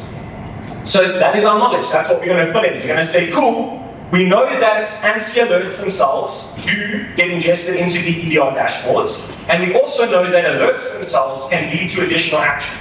In this case, we know that the additional action was the AD product being called, but we can assume that it could do other things as well. It can take different actions based on what it's detecting. So the next step is to simply just try and bypass that AMSI detection so that it won't trigger in the dashboard, and then you can see what else triggers. So in terms of AMSI bypasses, it's quite an easy Google. You just Google AMSI bypass. It'll come to this beautiful GitHub page which details a whole lot of them. And the way in which most of them work in a nutshell is they will essentially patch over the AMSI process so that the information is never actually passed to AMSI. So AMSI can never see this, it never runs, it just kind of bypasses it as a whole. I picked one of these random ones, which look like this. And something important to note in this bypass itself, because it will play a role in our thing, is the idea of string splitting. So we'll see over here that a lot of the strings in this bypass itself are split. Instead of writing system.dll in a single word, it does it over a bunch of different individual characters, sums them all together, and then obviously uses the results to perform some form of function. So, this is about my knowledge of bypasses. I don't have any knowledge of bypasses, so my first step is always to find a more intelligent person's code. Because I'm not going to want to take the time to try and create this code myself, especially when I don't actually understand AMSI all that well, or anything that I'm trying to bypass in this case. So I'll use a smart person's code, and if that doesn't work, I have a list of go-to things. So the first one is to do that kind of string splitting that we saw in the AMSI bypass itself. The second one is to split the payload. So I already spoke about how I executed this initial AMSI bypass. I simply took the payload and threw it into the PowerShell command window. So what you can actually do is you can split it over multiple different files, or multiple different windows, depending on how you're executing it. So in this case, I'm going to do things, instead of just using a single file, I'm going to separate my one payload into multiple different locations, download all of them, or pull all of them, and then execute all of them. And I'll show that to you in a second. The second or third thing is the idea of function names. So we know that AV products and AMSI itself does keyword searching. So if we just change those keywords a little bit, we might be able to get around them. So in that code, there will be a bunch of functions, and they have distinct names, which are obviously documented. So in some cases, we will want to just change those function names and see if they bypass everything. The final one that's important is the idea of sleeping. So we know that antivirus products themselves will execute malicious content inside of the sandbox. And it obviously can't hold that product or that program indefinitely inside of that sandbox, otherwise it will make the system unusable. So what attackers used to do to get past AV products was they would simply make their own malicious program sleep, and eventually the AV product would be like, well, I've got to release it to the world now because the user's getting antsy, and would just allow the program to fail over and then let the user run it. So we could do that too. If that doesn't work, I try a different smart person's code, and I repeat this process every time. Cool. So what I did was I took my initial AMSI bypass, I used a function called invoke web request in PowerShell, essentially just downloads content from a URL, and then I passed it to something called invoke expression to run it. And what I did was I put my payload into 4 separate files instead of 1. And my initial download location was a single file that contained additional lines of code that would download the 4 files that I created and execute all of them concurrently. So in this case, it picked it up again. I got an alert for a suspicious process executed PowerShell command. Something interesting here though, is that alert is now no longer 3 spreads, it is 2 spreads, so we've done something has changed. And we also have some additional information that's very important to us. The one is that PowerShell exe ran a PowerShell command called invoke web request. And the next one is that PowerShell ran the PowerShell CMD invoke expression. So I've already told you I used invoke web request to download, and then I passed it to invoke expression to execute. So all that information is very pertinent, it's very helpful for us. So if I go and look in the EDR dashboard itself, we can look at a process tree. We can see exactly what the EDR solution itself detected. In this case, we'll see that Explorer launched a sub-process, which was PowerShell, which launched a sub-process, which was CMD, which launched another sub-process, which was PowerShell. That was my own mistake. I thought I needed to append some specific flags, which are those EP bypasses when I was executing PowerShell the first time. So to get around that, I just went back into CMD and then executed my normal PowerShell thing. And then we see here that PowerShell exe executed the script. So if we go and look at what was actually executed in the EDR dashboard, we'll see that the first thing is an invoke web request, the one at the top, to some URL, and then a specific PowerShell file that's being passed to invoke expression. So that is my file that contains the 4 additional downloads, which we'll see in the next line. So we see in the next line it says invoke web request, script 1, script 2, script 3, script 4, all into IEX, which is invoke expression. And then the one at the bottom, which is also very important, is the actual content of the payload. So the EDR dashboard itself discovered all this information when I execute this and provided it all back to me. So this is obviously beautiful for threat hunters, because I can look for this specific function being called, I can look for specific actions being taken, I can even query for that invoke web request to try and find the attackers.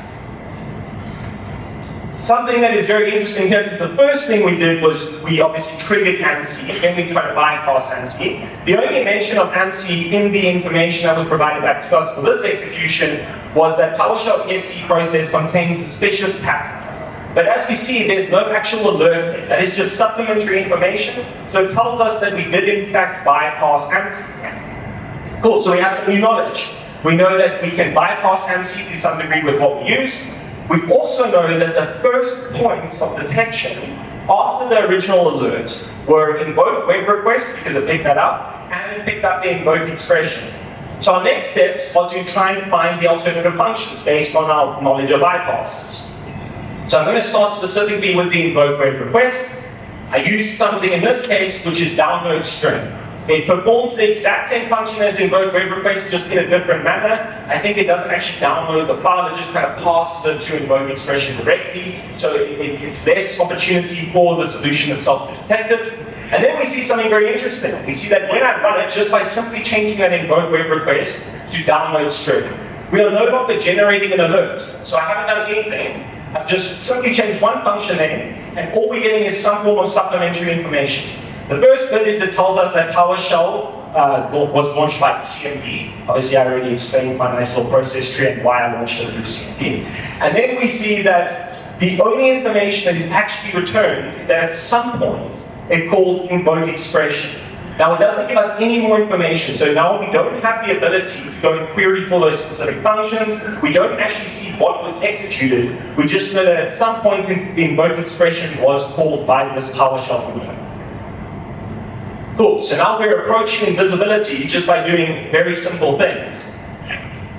And we can put some new knowledge in here. So the next is that changing IWR to download string altered the detection significantly. So small alteration altered the detection. This is a huge way. And the next part of information that we have is that CMD launched PowerShell was the first bit of information that showed that this actually happened. So our next step is simply to just go and change this and launch PowerShell directly from Explorer instead of launching it through CMD. So when we did that, we only get 2 pieces of information.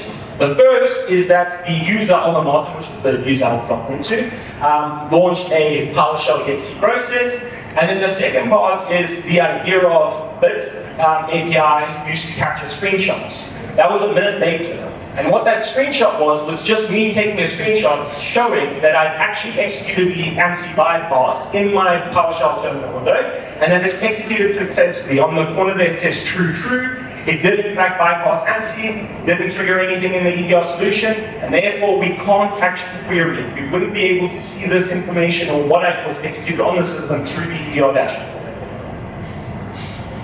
So now we are properly invisible. Further, we also have some very good information from this. The information that we got is that the first point of detection, when you see this EDR dashboard, that first bit of information that is returned based on something executing is the most important. If I simply change what is happening, whether it's an alert or whether it's some form of supplementary information, it changes the way in which the EDR operates.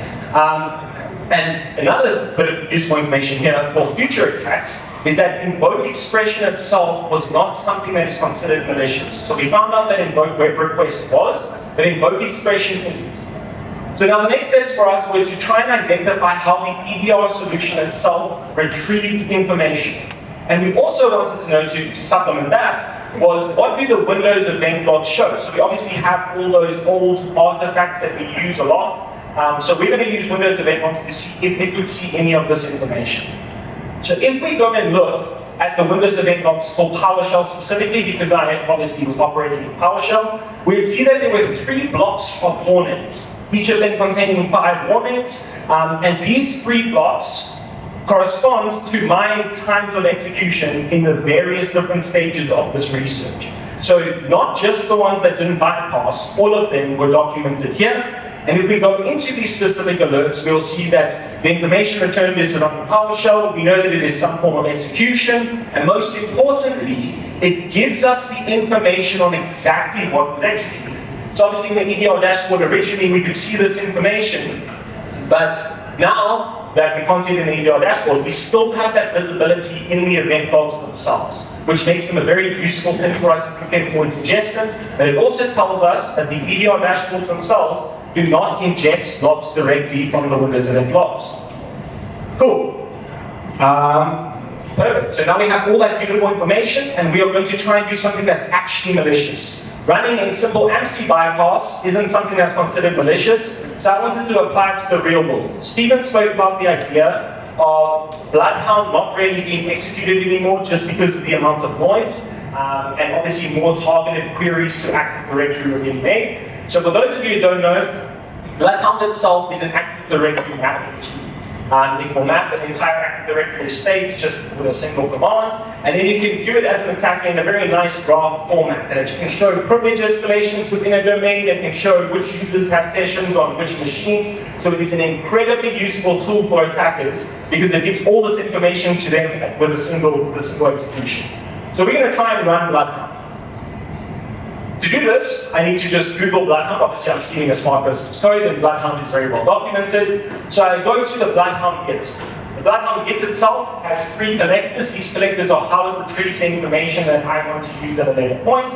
And we'll see here that there's the zerohound, sharphound.exe, and sharphound.powershell1, which is beautiful for us because we have been doing all of this in PowerShell. We can just stick to tradition and use the PowerShell version of sharphound. So all I did when I executed this version of sharphound was I knew the steps that I'd taken to get my AMSI bypass to work, and I took the exact same steps. I took the PowerShell version of Bloodhound, separated it into 4 different files, used download string to download it, and passed it to invoke expression. That is all I did. We'll see that the EDR dashboard itself alerted to this.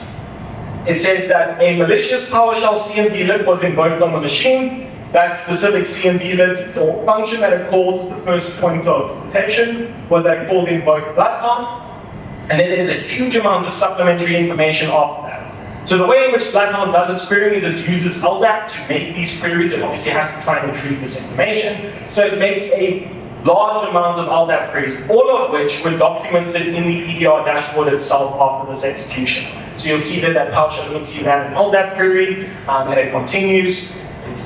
Even more LDAP queries. But something that's also important here is that at some point the EDR dashboard itself, the EDR product, found that those LDAP queries were suspicious. And so it flagged, so even if it didn't have that initial alert of it being sharp or Bloodhound, it might have alerted to the number of LDAP queries that were being made to retrieve this information.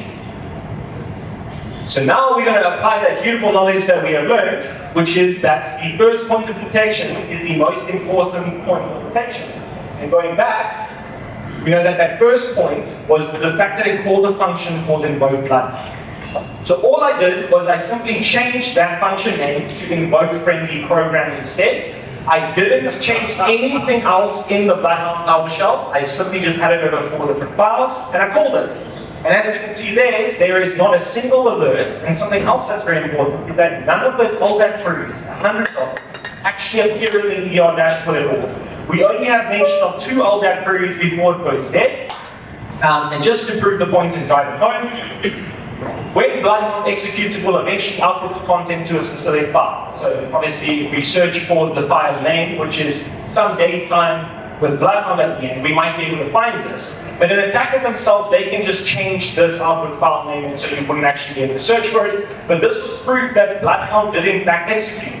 and the fact that it got around the EDR product, and the fact that it dropped the file to the system going undetected, all by simply changing a specific function name. Something else that's important to note here is that obviously we see some LDAP queries. So maybe we're thinking we could just search for LDAP queries and then maybe we'll find this bloodhound execution, but that isn't necessarily the case in an environment that uses LDAP. This is the normal execution of LDAP on a system I was using a program that is native to Windows called AD Users and Computers. I simply just went to go and look at the domain structure itself, which is the point of AD.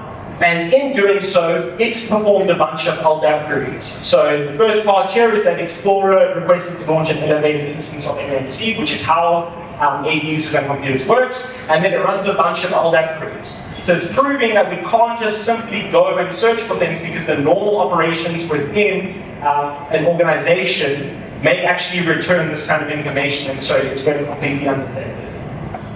So in terms of what we can actually do about this, because simply changing a function name and somehow getting past the EDR solution is very concerning, the only thing I could find that would apply to this is actually ingesting those old school logs into a scene or using some form of custom solution to do that. So I know that Eric Zimmerman, who creates a lot of defensive tooling, he created a product called Cape. It's essentially like an artifact collection script. I know that he releases it to free to be used within businesses. So I can't use it within your businesses, but you can use it within your own without there being a license cost.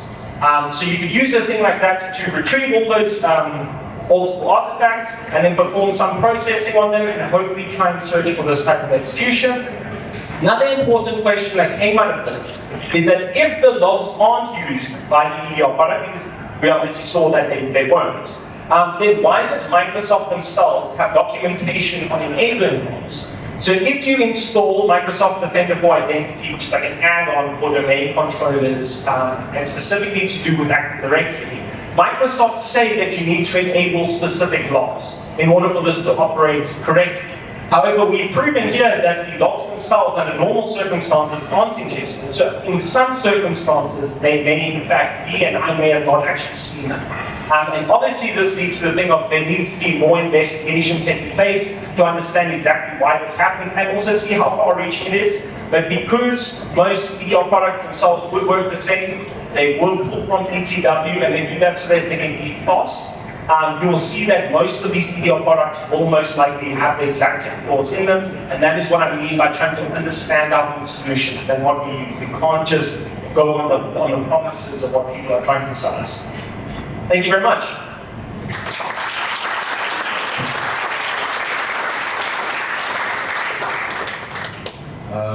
So just some questions online.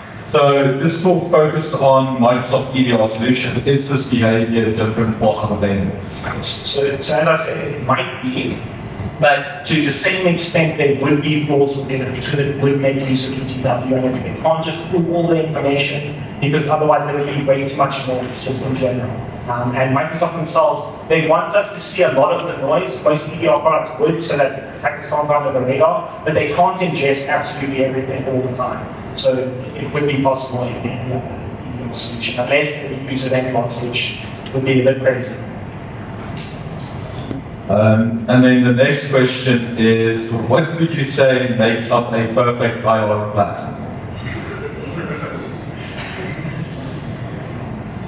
Yeah, I'm sure.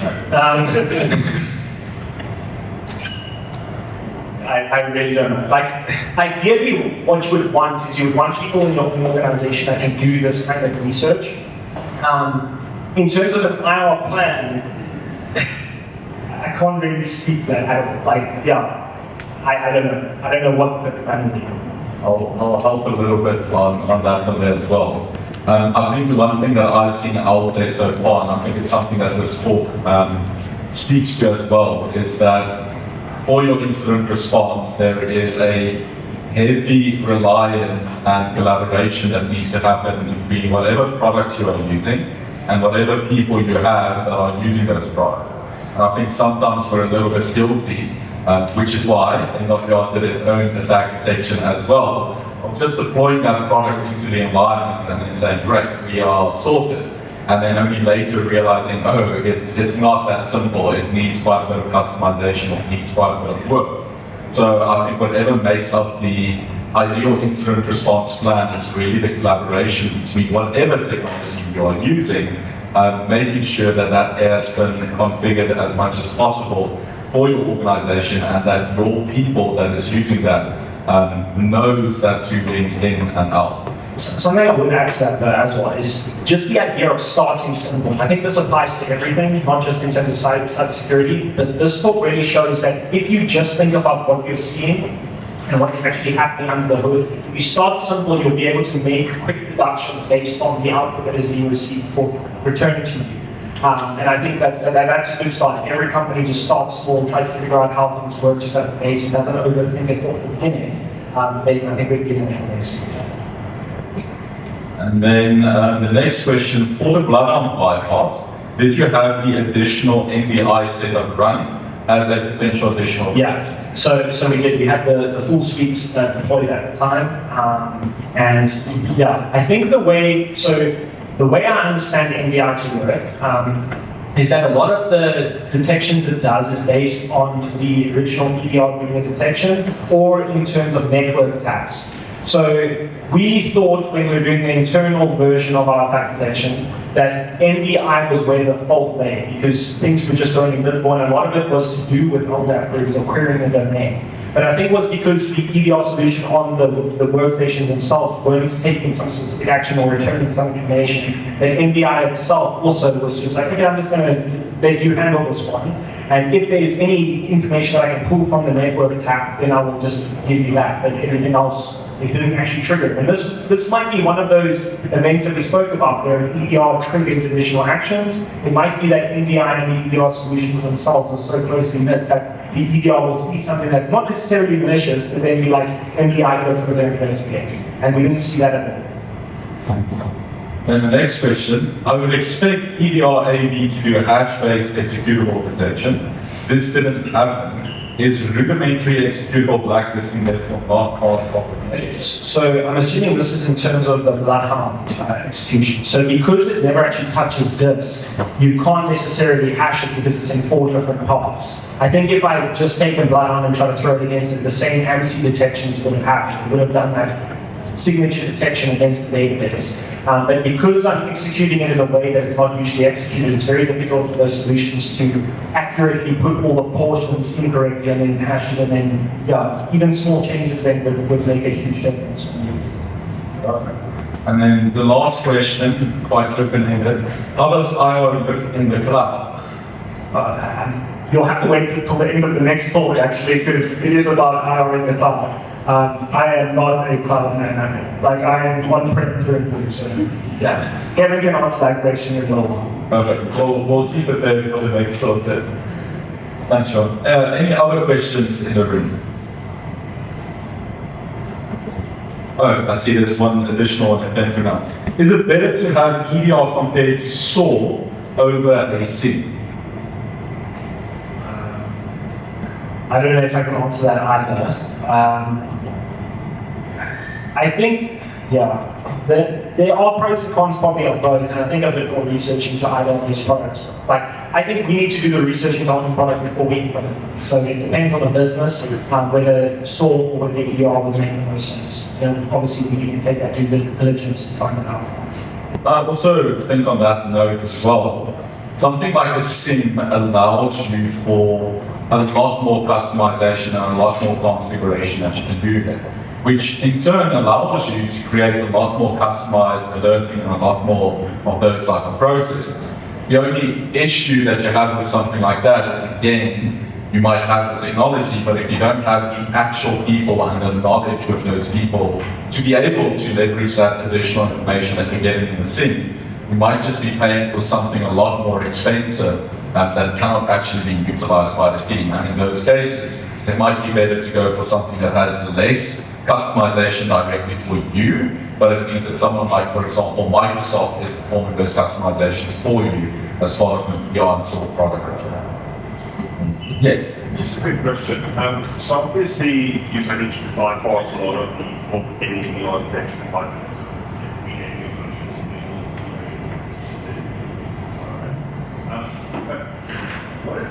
do you have for your team looking at EDR? Because the truth is, alertity is a real thing, and no offense, if you don't rely on some sort of automated detection, it becomes very hard to actually try and figure out what else is happening on the system and make sense. 100%. So in this case, it's not necessarily that it was the detection thing, it's the fact that it wasn't even pushing the logs to the EDR dashboard, which means even us, we can't make custom detections on that. So in terms of like the best approach, you would have to be just looking at it. If there's nothing that you can configure in the EDR dashboard itself to get these logs no matter what, or the information no matter what, it would have to be ingesting logs off machines and just doing routine checks. Good old scheme all the time. And obviously for organizations that can't really afford a scheme, that solution of okay, that maybe just doing routine checks would be the best solution that you can have. What you can do though is you can give it enough time, we can try and figure out, maybe even we reach out to Microsoft as an example, but I think we'd be reaching out to every EDR product at that point. But maybe we can try and figure out, if we give them information, maybe they'll give us a little back. And hopefully we can try and figure out how these solutions actually work and what is configurable within them. Because Microsoft, for example, the solutions themselves used to be in isolation. So they had different dashboards for different things, and then they at some point pulled all these dashboards into a single location. But they didn't necessarily make them integrated seamlessly. So in order to enable things, you've got to go to very odd locations to enable them. So I might be missing things. But yeah, there's also the use case that it doesn't actually exist, and maybe then speaking to Microsoft, they might actually start implementing things that allow us to have that missing. Hope that answers that. Anything else? Thank you. Thank you.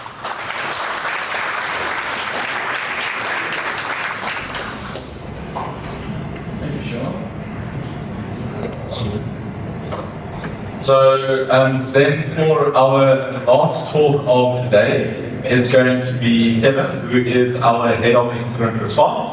And Kevin will be answering that question now of what does incident response look like in the cloud. So just to say that, over to you, Kevin.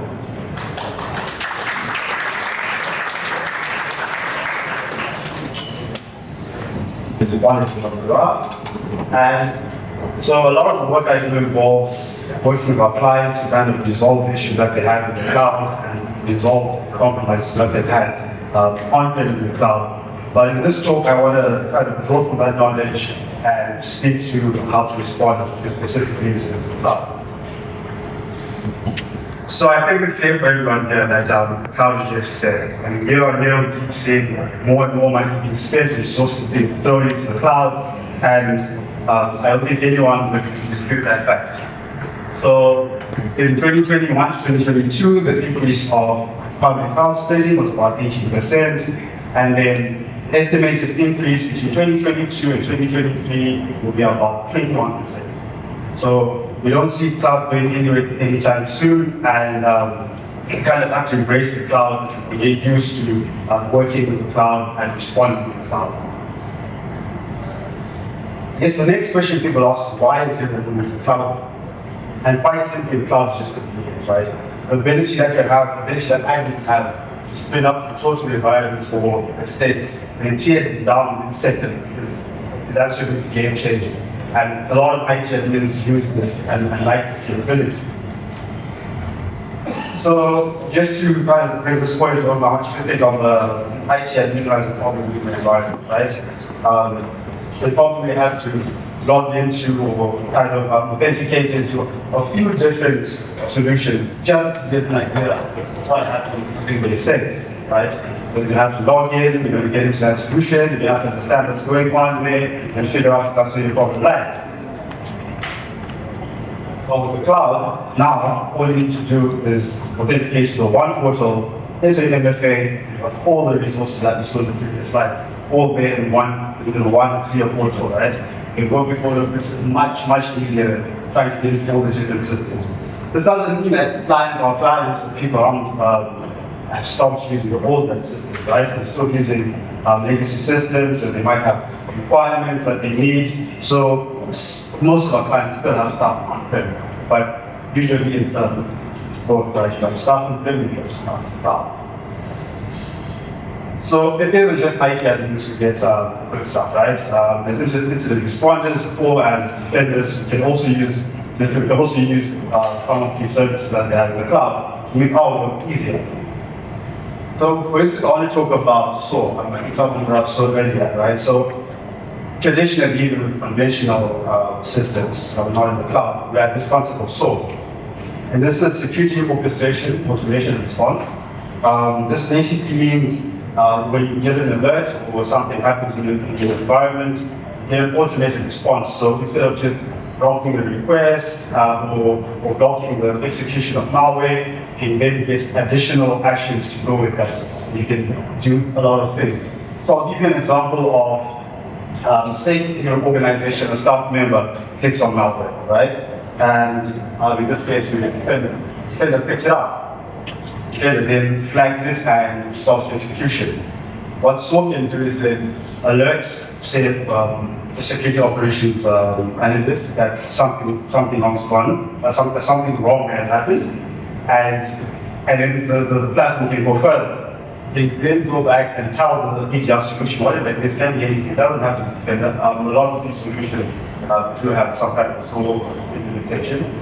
Go back and tell this defender to basically isolate that host, maybe reset the creds, and then continue to push any network indications that it sees. So URLs, IPs, any malicious stuff it sees, can push that to, say, a firewall, and then add that to the block list. This can then protect the rest of the organization from that threat.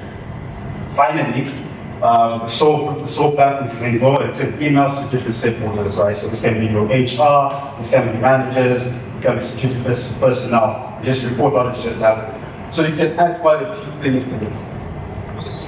But with the cloud now, we can do much more. We can take it a step further. Because remember, we talked about the fact that you can spin an environment up, right? You can spin different infrastructure. So you can take this further and do some cool things. So in this instance, we're going to have two accounts, right? We have the accounts, two AWS accounts. We have the account that's going to be monitored, and we're going to have another account that's going to be monitoring that account, so security account, maybe security or forensics account, whatever you want to do.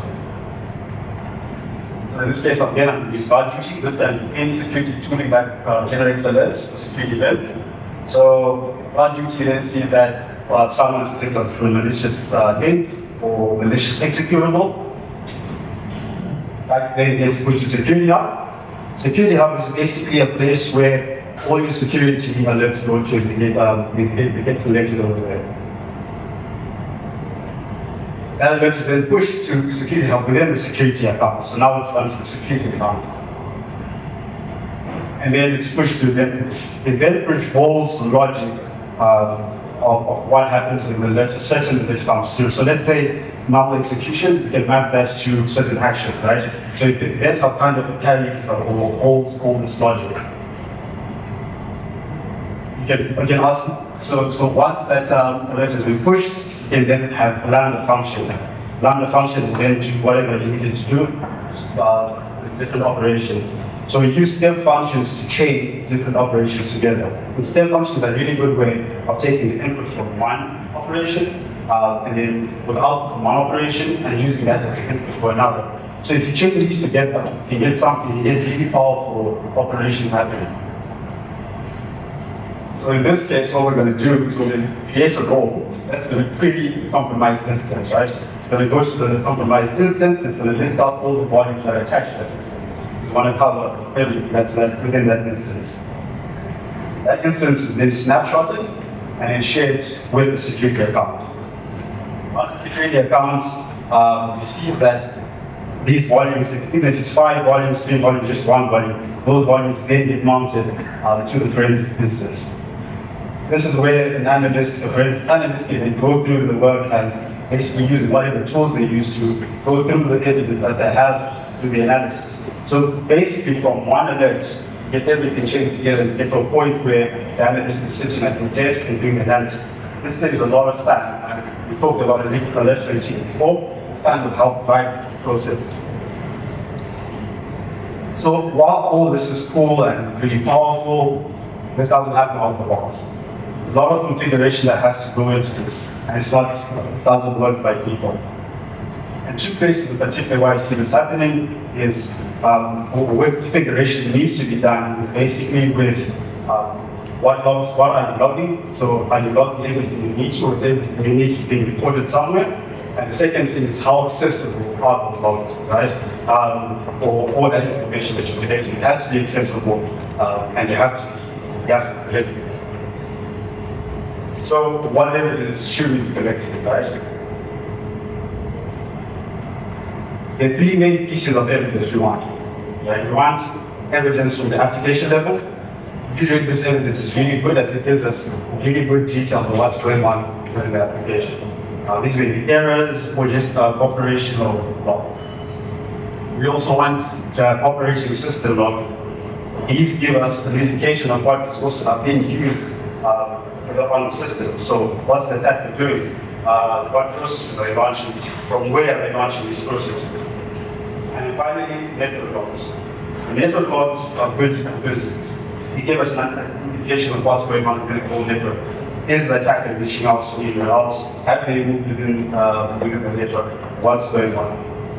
If I'm going to add another evidence source here for dealing with the cloud, then we also want to have traffic logs, right? We want to have logs that record what's going on within the AWS account or the Google account, Azure account, whatever cloud we're talking about. So you want to know what the accounts are doing, who spun up something, who's checking down things, are people sharing the keys, and this is where you get the information using the platform logs.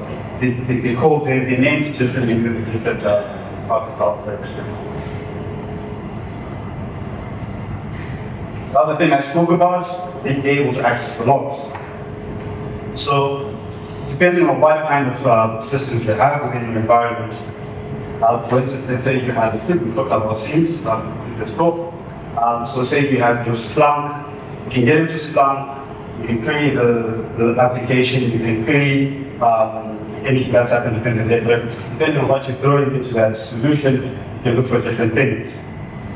You also have your EDR tools. You can look at that, they give really good security information, a good summary of what's going on security-wise. So that's not a good place to go and look if you're an incident responder or someone in security. Finally, if all else fails, go to the system, walk up to the system, unscrew the cap, and just pull out whatever hard disk is in there, right? Make an image of that, and you find out the kinds of artifacts from that. So, this stage of the talk, I just want to walk you through an incident that was brought to us from one of our clients. This was a breach in AWS. In particular, it was a RDS instance that was breached.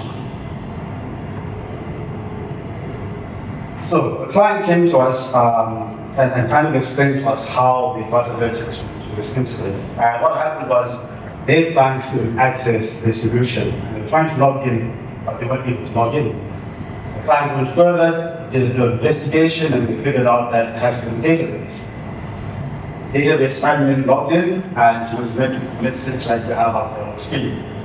That's a message from an attack. And basically what they say is that they wiped the data, they exfiltrated the data, and they're going to use that data for their various purposes, right? Either going to sell the data or use it otherwise.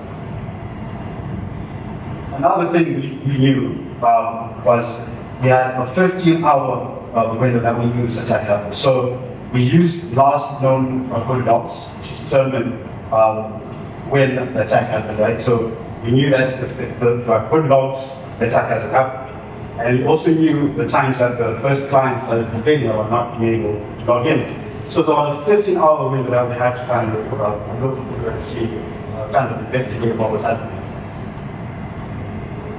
So the client obviously had objectives for us. The first objective was very standard and basically an important objective. And that was to determine the root cause of the incident. Obviously, we need to figure this out if we want the attack to happen again. We need to figure out exactly how the attacker got onto this state and how they managed to pull off this attack. The second thing we wanted to know was if data was actually exfiltrated. If you remember, if you go back to the previous slide, you see that the attackers claimed to have exfiltrated data. So the client needed to know what happened. Obviously, data was exfiltrated with additional things that had to happen, right? So, maybe contacting the regulator, contacting the affected parties, contacting law enforcement is going to be an additional knock-on effect if data actually exfiltrated. And finally, the bank obviously wanted to know how to harden the environment so this doesn't happen in the future. So, what information do we have? The client gave us 3 sources of logs. The first source was error logs. And these were great. They gave us quite a bit of information. I don't know if it's clear on the screen, but you can see there that we have access denied to the user. So basically what this shows us is failed login attempts. So we get the time, get the data time, get application information as well. So we know what type of error is happening. The second set of logs we have are flow logs. And these are very good in trying to determine what's been happening with the traffic. So any connection that's made to your instance this is logged in these flow logs. So you can see different things. Again, you can see which AWS account was used. You can see source and destination IPs, and you can also see the number of bytes that were transferred, which is very important in this particular case. Finally, we've got AWS management logs. So these are the platform that I was talking about, and here you can look at what's been happening within the account. Again, this was good because we needed to figure out if the attacker had more access than the host, they had access to the whole environment, and we needed to figure out if they had spread, if they had more access than initially thought they had. Again, we get really good information from there. We get the event, we get the source, and we get the counter details. So during the investigation, we're only able to definitively answer the scope of the field objectives. Right? So to determine if data was exfiltrated, I showed you those no logs before. And what we did was we basically looked at the different IPs and tallied up the number of bytes that were sent during that time. And during this, we were able to determine that there was no data that was actually exfiltrated. It wasn't enough data to actually pull the database or the databases that were within RDS instance. So the data wasn't exfiltrated with the light of the client, and we didn't have to go on and perform those additional steps. We also managed to provide different techniques to harden the client's environment. The thing is, we couldn't go back to the client and just tell them that this thing happened, it happened, and expect them to be satisfied. We needed to dig deeper. So what the client did well was that they actually enforced the principle of least privilege really well. So that means basically just giving each account enough permissions to do what they need to do and no more. So they did this very well, and we leveraged this. We used this to look for accounts that were able to perform the actions that happened during that incident. So we were looking for what was allowed on each account. We enumerated all the accounts that they had to see what was possible, what was allowed on all the accounts. So in particular, we're looking for accounts that were able to delete or drop on any table and any database. So using this, we then thought of the different ways an attacker could have done from the data-wise, right? How could they have done it? And we came up with a few paths. The first one was SQL injection, right? So maybe their web server, maybe their web application was vulnerable to SQL injection, and an attacker went on there and managed to actually wipe the data through SQL injection. We found out this wasn't the case. Because they were applying the privilege of least privilege as well, the account that was using the web application only had permissions to work on data that was related to the web application and not the rest of the databases that were within that environment. So it wasn't SQL injection. Then we thought it could have been possible guessing, because this account, this RDS instance was exposed to the internet. So an attacker could probably go there, guess a couple of passwords, and if they were lucky, then they end. Fortunately, this wasn't the path either. Remember I showed you the error logs earlier? With the error logs, we were able to determine, we were able to look at the different accounts that were used across this enterprise. there were definitely many attacks that were happening at the time. As you would know, if you've administered a web application, you throw a web application onto the internet, within seconds it starts getting scanned by bots, and within seconds people just start password guessing attacks. So we did see password guessing attacks, but none of them used the right count to be able to do that. So we knew it was a password guessing attack. And that left us with one option, and that was leak to compromise credentials. Because we figured out that there was only one account that had enough permissions to perform the attack. And this account was protected in a certain way and very long password, very secure password. We knew that either the credentials had been leaked somewhere or the actual owner of that account had been compromised. And from there on, we were able to give the client very recommendations on how to prepare themselves for this in the future. So using things like PAM, privileged access management, to make sure that they're able to pull passwords securely, different password security when they want to access the system, and also ask them to start using Plooy if they could. And Plooy is basically privileged access workstations. This is basically where you have a separate workstation that you use to access sensitive workloads or services. So instead of accessing these database instance from the everyday workstation, you log into a different workstation that's never used for anything else, and therefore has a less likelihood of getting compromised. You use that to jump into whatever sensitive application you have, in this case, the database. So what actually went wrong? Why weren't we able to give the client the information that they needed? Why weren't we able to figure out definitively what happened? And again, I'll take it back to the two things. Being able to configure where you're getting the evidence from and having it available was really important. So the control that you have over the information is really important. I talked earlier about being able to pull out a hard disk or being able to use different EDR tools to get that information. And in the cloud, because of the way it's built, some of this is not possible. So if you look at something like infrastructure as a service, you only have access up to the operating system level. So if you don't have data that goes lower than that, then you don't have visibility. As you go down to platform as a service, software as a service, and even function as a service, you have less and less control. That means you have less and less information that we can actually deal with when it comes to the system within the cloud. So the second thing I talked about, the second thing that was an issue with this case was the logs that were actually being recorded. The client actually did very well in making some of the logs. So error logs were not on the default, and flow logs were not on the default, but they enabled these logs. This wasn't enough though. In this particular instance, audit logs are imperfect because they give us information of who's signing in and what they're doing when they're signing in.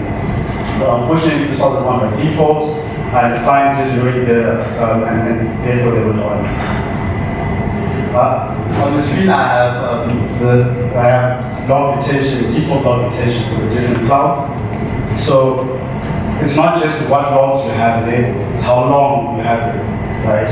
So if you have the logs, if you have logs retained for a week compared to logs retained for a month, there's a big difference there.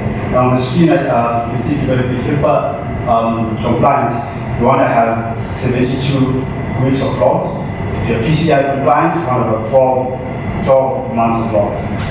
So as you can see when you go down AWS, Azure, and Google Cloud, you start getting smaller and smaller retention periods, default retention periods. And this is something that has to be configured by the security team manually to extend this.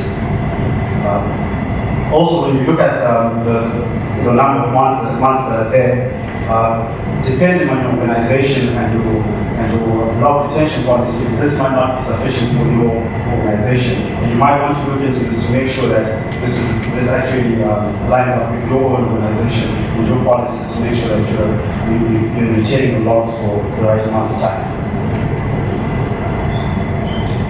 So to drive this thing about preparation, to drive this a bit more, I'm going to show you a bit of memory acquisition.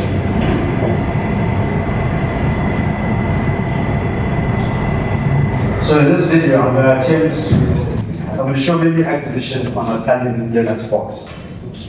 And so the way we do this is basically walk up to the box, plug in an external drive, and on that drive, we're going to have two volumes. Right? We're going to have an encrypted volume and another volume that has all the tools that we need to perform the tasks that we need.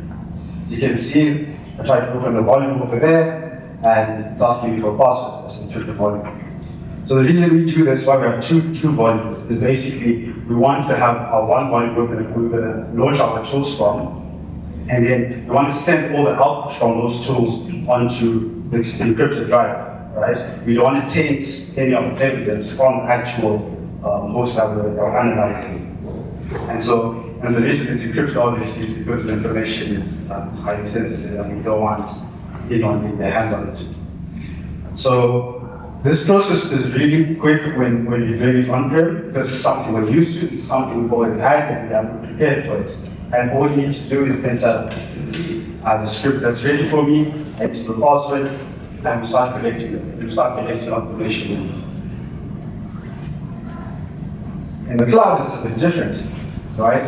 You can't just go in and plug in an external drive to grab images. You don't have anything to plug in. So once again, come back to the two accounts. Security account and the managed account. The security account, you have a snapshot of the tools we have. So all the tools I had in that the video before this, we have a snapshot of all those tools. They all live in the cloud in the security account. We then use AMS, Amazon's key management system, to create keys and share those keys with the managed account. We then share that forensics volume with the managed account and use Systems Manager to execute commands on the forensics on the compromised instance. So as you can see on the screen, I have three scripts there. So there's mount volume, capture memory, and unmount volume. So we're able to mount the volumes that we have, to mount the forensics volume that we have onto the compromised instance, and that kind of looks like us plugging in that USB into the compromised instance if this is on-prem, and then we're able to run the same commands that we had before to collect that memory. If we want to go further, we can share that information on S3 bucket and share that to whoever needs to look at it. It can be anywhere in the world. It can be someone we need to have a look at the stuff we're looking at. So there's a lot of things that we can do in the cloud, as you can see, and we can do the same kinds of techniques that we can use the same kinds of techniques that we had before in on-prem as in cloud. But what's important is the preparation. In order to be able to do all these things, you need to prepare ahead of time. We can't get into the cloud once an incident has happened and start trying to enable Systems Manager. That has to be done ahead of time, and that's the main difference. Although it is just forensics on someone else's computer, it's not our computer, and the fact that it's not our computer means we need to enforce our rules and enforce our policies in there. And that preparation step is really important when it comes to incident response within the cloud. Thank you, everyone.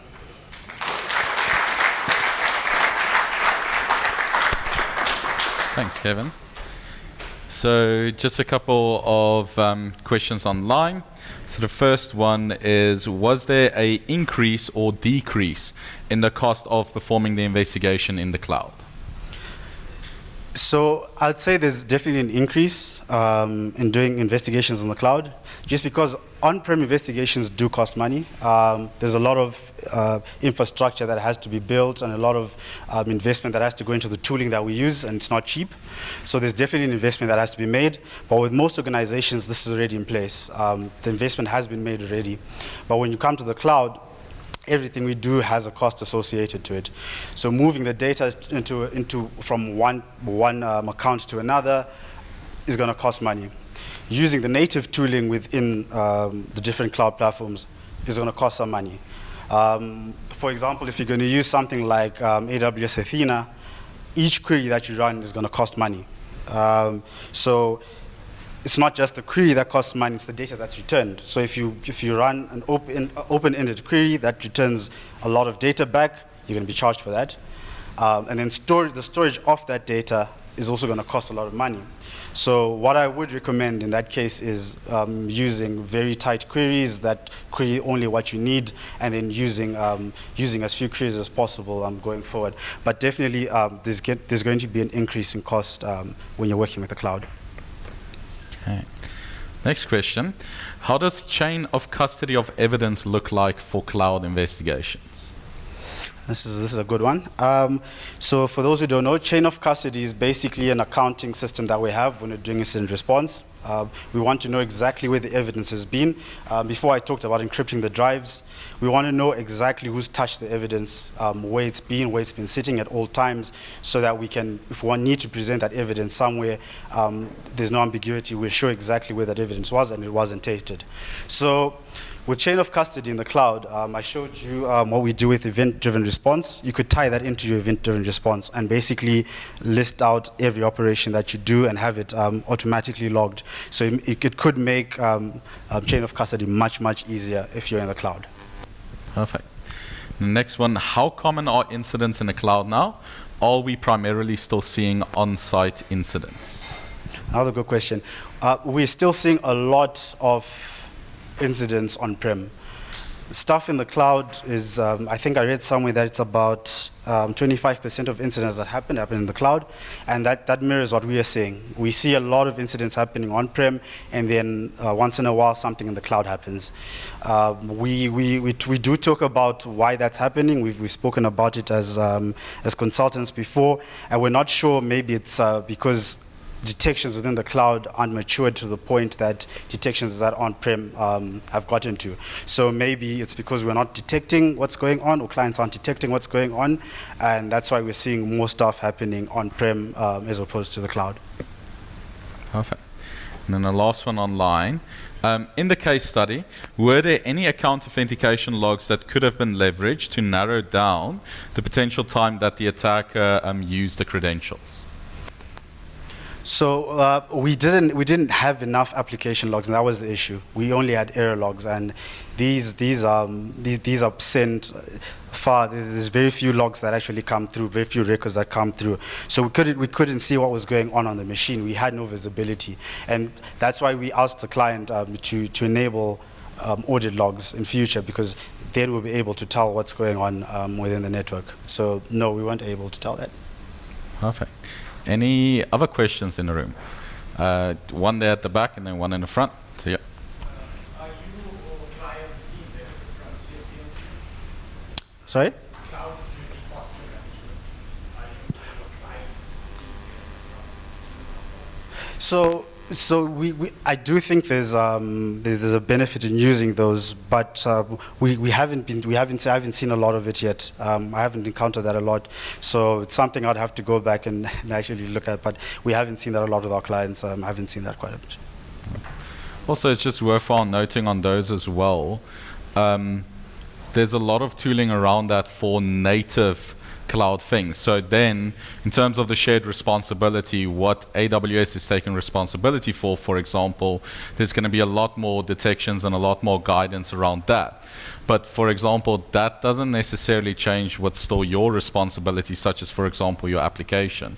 So, or for example, in your database, how you necessarily configure your specific users in the database, or the specific user you grant for the web application to use. And in those cases, if something like that still goes wrong, you still need that information somewhere to be able to use it for an investigation. 100%. Then there was one question here in the front. So, I suppose my question is two parts. The first part is, you mentioned obviously the key in being prepared for instances, do the work up front, prep for it up front. In the typical consulting environment, that won't happen because you get called after the fact, right? So there's usually, the damage is done, there's no chance to set that up front. So my first question is, how do you deal with that? The second question is, I would expect cloud vendors to have some sort of pre-set up forensic capability that you can enable, similar to VR or whatever other tooling you can get. Is that the case or not? 100%. So I'll start with the first question. What was the first question again? The question was, how do you deal with your response? Okay. Yes. 100%. So like you saw in this in the case study I showed, that wasn't a special case. We see that a lot where the client doesn't have certain things enabled, and that wasn't a special case. So a lot of the times, like you say, we are going in blind. We are going in with what we have, and we have to make do with what we have. So it's trying to get the clients aware and trying to get them to a point where they do set this up ahead of time to get it to work. Otherwise, we are going in blind. We're just working with what we have. Clearly have nicer clients than So just also on that one, I think where cloud is a bit of a special case there is that at a certain point, you can't go a layer deeper. So if you think about an on-prem investigation, if things are not enabled, at some point we can go to the actual thing, we can pull the volatile memory, we can pull the drive, and we can work with it.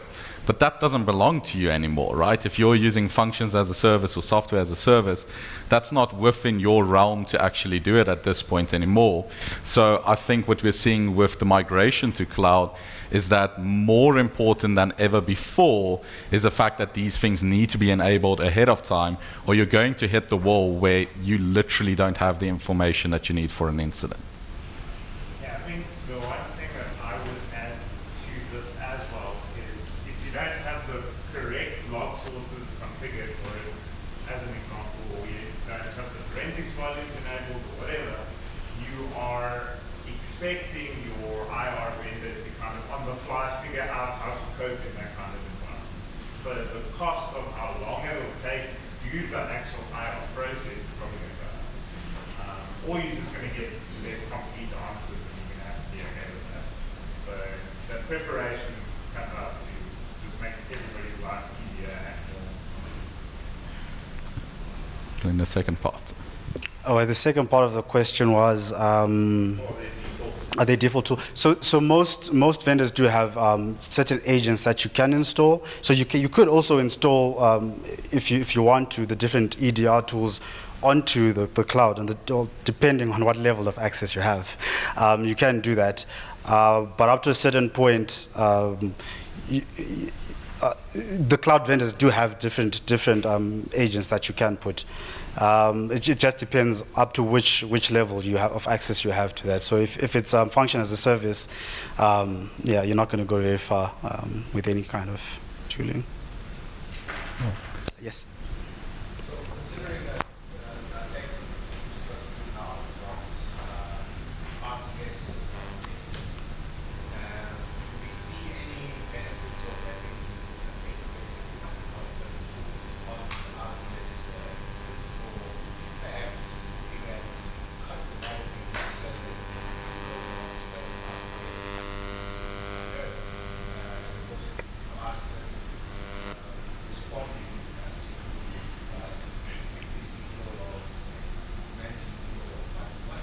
what kind of protection are we implementing on RPS? I like that question. So I think you've just alluded to it. So what we can do is we can enable the right logs, right? So get the right logs that will give us the information we want, something like audit logs. Then once you have that, you can then put that through.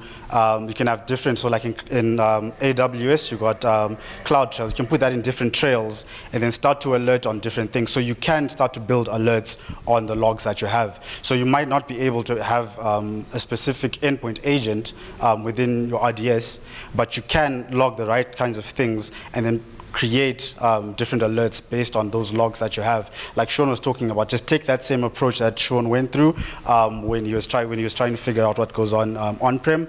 That exact same approach, you use that within the cloud and use those logs. But again, you have to have those logs enabled to have that visibility. And then once you have that, you can create different alerts depending on what you want to be seeing or what you want to alert on. Any more questions? Perfect. Thanks, Ken. Thank you so much.